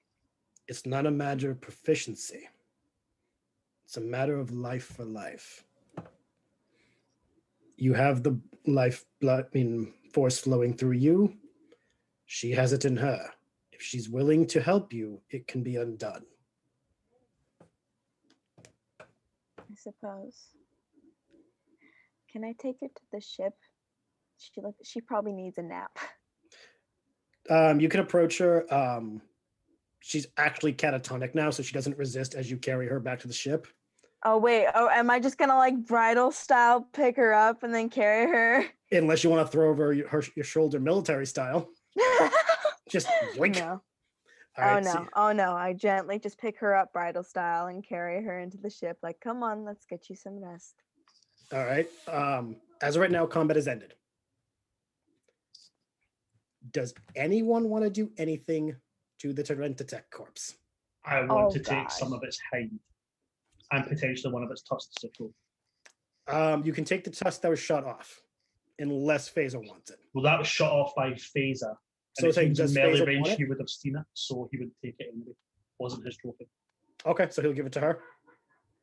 Not what I expect. Yeah, I climbed down from the ship to go retrieve that tusk. Okay. Gar, I'm assuming you're going to hand her the one that she shot off and take the other one for yourself. No, within Wookiee culture, to touch someone else's trophy is bad luck. Okay, fair enough. Good to know. You take yours. Phaser takes hers. You said you want to take some of the hide? Yeah, man, if that thing had a high AC, it's definitely got higher AC than me. I want to take some of this shit and get it to Mark the down that you're able to take. You're able to take 6 pieces of leather off of its hide. Equipment. Those are the only 6 not charred to a crisp. Good job. Question. Kid. Yes. Does it have teeth? It has many teeth. She's gonna take a tooth. Call Suthy, you're taking her thing.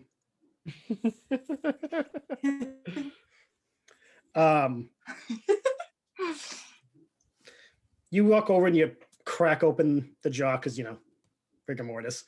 Take a few of the teeths. You are able to take 7. What you do with them is up to you. Clorgu, do you wish to do anything? Clorgu looks over to Zagra with a look of, please tell me you saw what I did. With a look of worry and just a look of like, shit. Zagra looks at you for a moment and then just follows Shez into the ship with Navra. Doesn't say a word, but he doesn't look any normal than he normally does. At that point, Clorgu is just going to go to the ship quiet. Okay. Boz, do you wish to do anything with the corpse? With the corpse, no. That implies you want to do something else? As Clorgu walks away, Boz wants to take note of everything he can. Okay. How he carries himself, where his weapons are stowed on his person, everything that can be attained visually. Okay. For that, just because, I would have to do a perception roll. Oh boy, I'm really good at these. Oh man, he's scoping. Was that you sarcasm? out, Clorgu. Is he like, where can I get one of those? You have no idea. This is where I revealed that Boz is secretly Cell. Oh, fuck off. I did it my way. That's all right, because Clorgu has his dad next to him. So if Clorgu tries to energy blast him, his dad's spirit will appear and help him, and then he'll kill him. I love how everyone's just accepted the fact that, Zagra's But yes, now. What was your perception roll? 17 plus 1, 18. You're able to see everything that you would normally see on Clorgu. If you're trying to figure out where the lightning came from, you can't discern a weapon that would do that kind of thing. And you have noted his vibro sword, his light pistol, and I think that's the only weapons you have on you. Those are the only weapons I have on me. But you'll be able to notice the mesh armor he has on as well. So yeah, is there anything we should do with that information? Is he left or right-handed? I'm more concerned about his physical, how even he as a carries DM, even himself, I'm concerned. more than I care about the lightning. He's predominantly right-handed. Very good, thank you. Even as a DM, I'm sitting here like, the fuck what are you getting at? What are you planning, you shit? Gar's, I'm the man who wanted to flip a TIE fighter. You don't know what my plans are. Logan's gonna wake up with a hand missing, and it's gonna be in a jar, and Boz and FaZe will be like, so, how do we recreate what it did? Well, whatever chances you had, you fucked it when you severed it. Did they, though? Yeah, they wouldn't have fucked it. They'll have made you substantially weaker with the Force, but they wouldn't have fucked it. Anyway, does anyone else want to do anything while we have the moment? I was going to look at Clorgu, like doing similar to what Boz was doing, but mostly because. Well, actually, you said that when I got that memory, I heard and smelt things, and it like. You didn't smell anything to do with lightning. Just burnt from the cauterizing wounds of the lightsaber. You said I heard it. You heard it, but you didn't smell lightning, because lightning has that distinct smell. Yeah, but if I heard it, if I seen him do it, I would have heard it as well. You would have heard it. Would you like to make note of it? Yes. Okay. Because as far as he is aware from the limited knowledge he has on Sith, that's a dark side thing. That is true. Clorgu's like, I may have made a mistake. You should only be able to do that if you are of the dark side. I know the irony in that is the fact that Gar is kind of leaning at the dark side just now, but Clorgu's being force profiled. It's fine. Gar. If this is Dragon Age terms, Gar dislikes this. Right. But other than that, that's all that everyone wanted to do with the post-battleness. Everything for me. Okay. So Okay. yes. No, go ahead. No, go ahead. I was just wanting to be nice host and wheel the guest's bike onto the ship, not just leave the fucking bike behind. Okay, you can do that. Yeah. That's totally fine. After wheeling Zagra's bike onto the ship, stowing it in the cargo hold where there's space, Phaser, you return to the cockpit and at the request of Zagra, fly the ship back to the colony. Mm-hmm. The final shot of this is going to be Zagra leading you guys to the temple, having him guide. He's having Shez guide you guys to where you first met Navra. Zagra takes his axe and extends his hand for Shez. He lightly rubs the hand against the blade, cutting your hand a little bit. Not deep, just like, a tiny nick just to get a tiny bit of blood on it. More of this. Don't worry. He does the same thing for Navra, who at this point is slowly coming back around and realizes where she is. Zagra looks to you and says, he hands you his axe and says, with all your strength, hit the ground.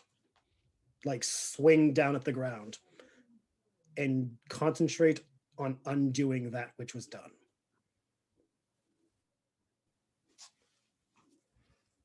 So roll a strength check. I don't have any confidence in this at all. Don't worry. You got this. You got this. You got this. Just a flat strength. Okay. Wait, what does that mean? Flat strength? Just roll. So just roll it. Roll and then add your strength mod. Yeah.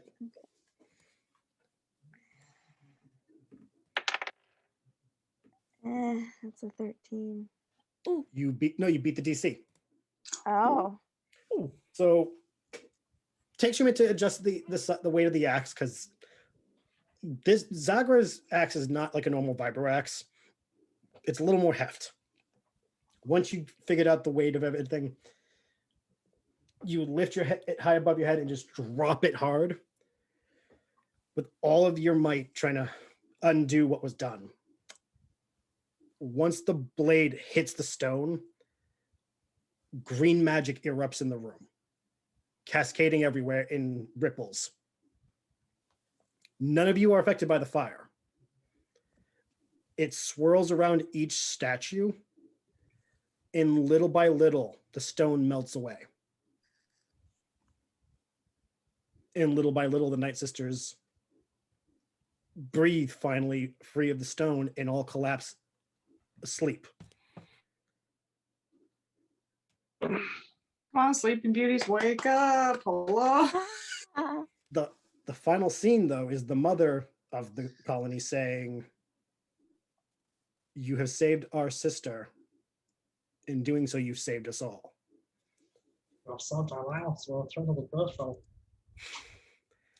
And for that, she approaches you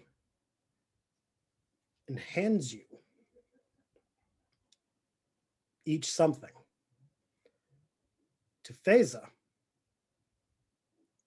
she hands you a star map. To Kira, you are given an emitter fixture. So write that down. To Gar, she gives you an axe similar to the one that Zagra had. You have a Night Brothers axe now. Does it do any other damage? I'll homebrew it and then send it to you. Clorgu, she gives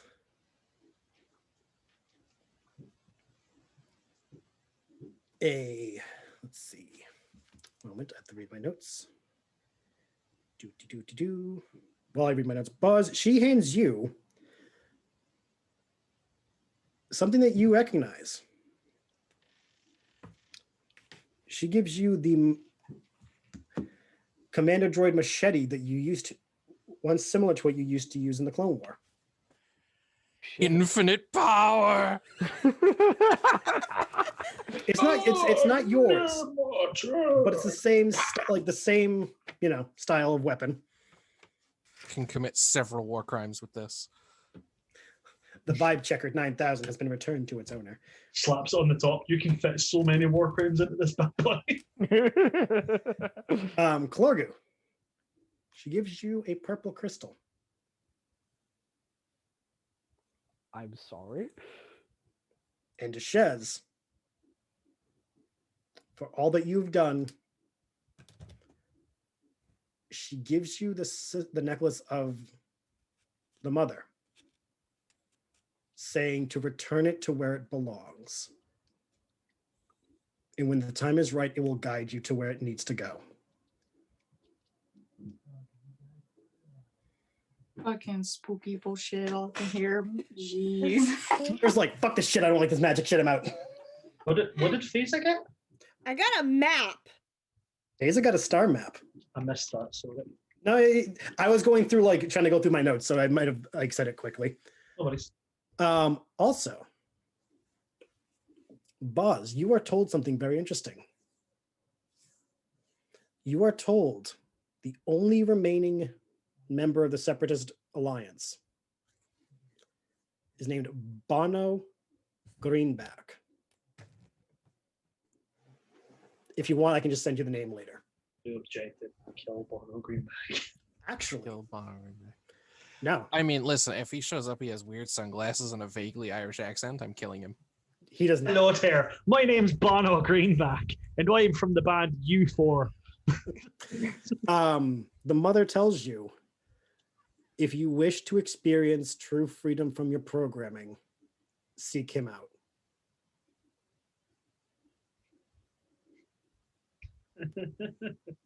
And Bozzy's head. Got no strings to hold me down, make me fret. And please make me don't down. turn out like Ultron. Please don't. Unlike I've had Ultron, Boz will succeed. I've had enough of Ultrons appearing in D&D campaigns. Right. And the final thing she does is says, I wish you all could stay for the good you have done. However, while I was in my state, I saw that you are needed elsewhere. The map your friend has will take you where you need to go.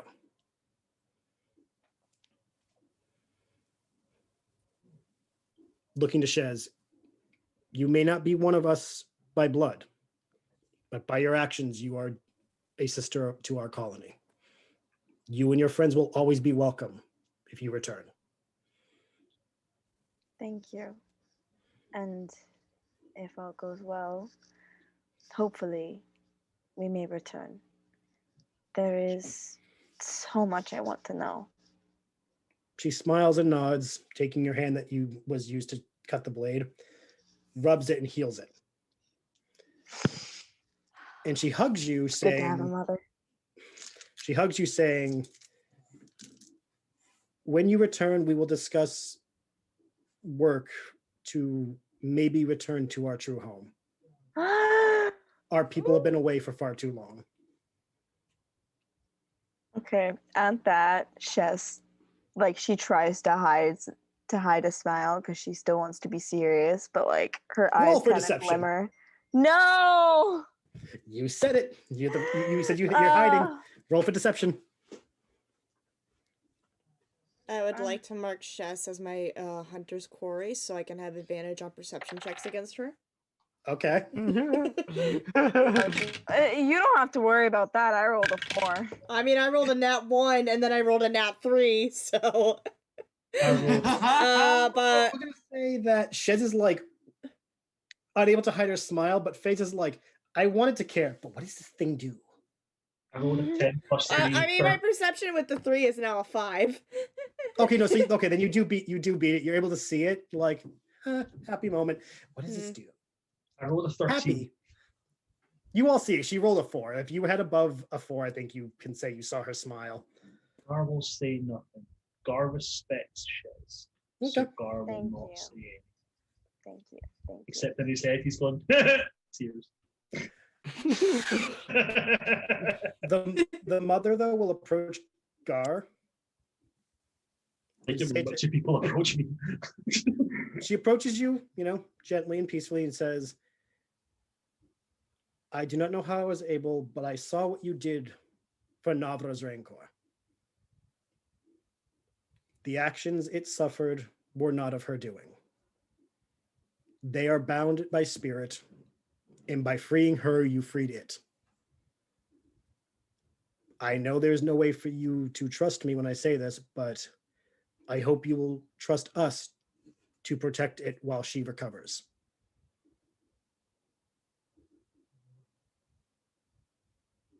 I can sense you care deeply for it, and if you return, he will always be here for you.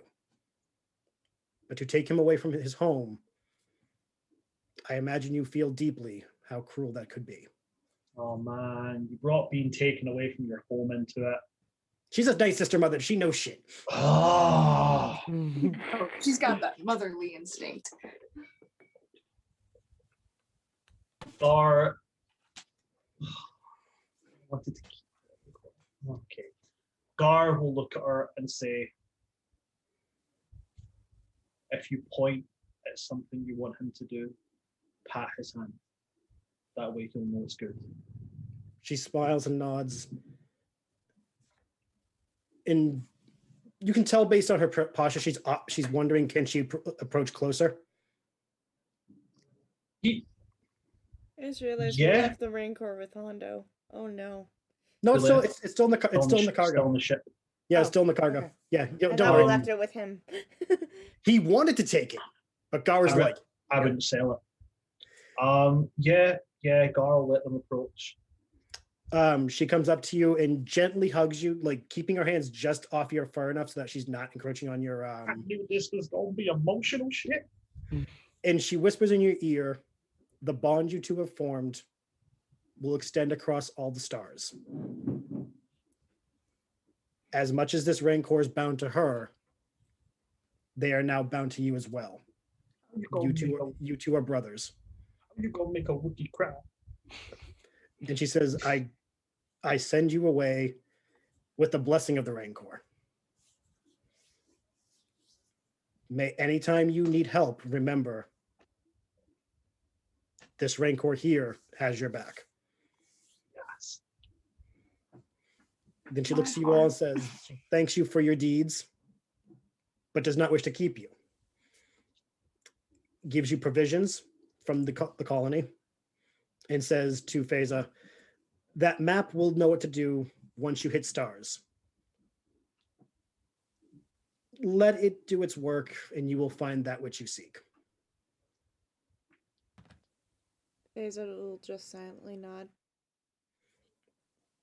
She bows to all of you and says, may the force be with you.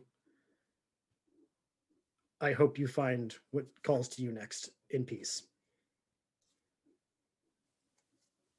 And that's session, guys. Yay! We don't even find out where Gorgeous. we go next. That's next session. We'll get there when we get there. Hey, you just had an amazing battle that took up half of the goddamn session. You expect me to have plans for that shit? Yeah, I suppose. That's like a week-long planning. I have to go through every planet and Sorry, I'm sorry I like this campaign.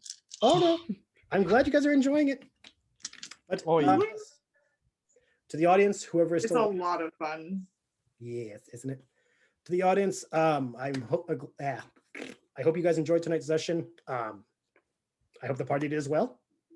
Yeah. I end them letting them know they all get 1 level up and a long rest. Yeah. I get new totem. But we will reconvene next time with session 7.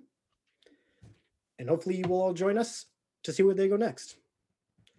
Until next time, may the force be with you and have a good week. Yeah. Everybody who's watching on my channel, thank you so much for tuning in. We hope to see you this Friday for GKC, and I will have this episode uploaded over the weekend. Everyone have a good night, and we'll see you next week. May the force be with you. Mwah. Bye. To the nine folk watching from my channel. Cheers!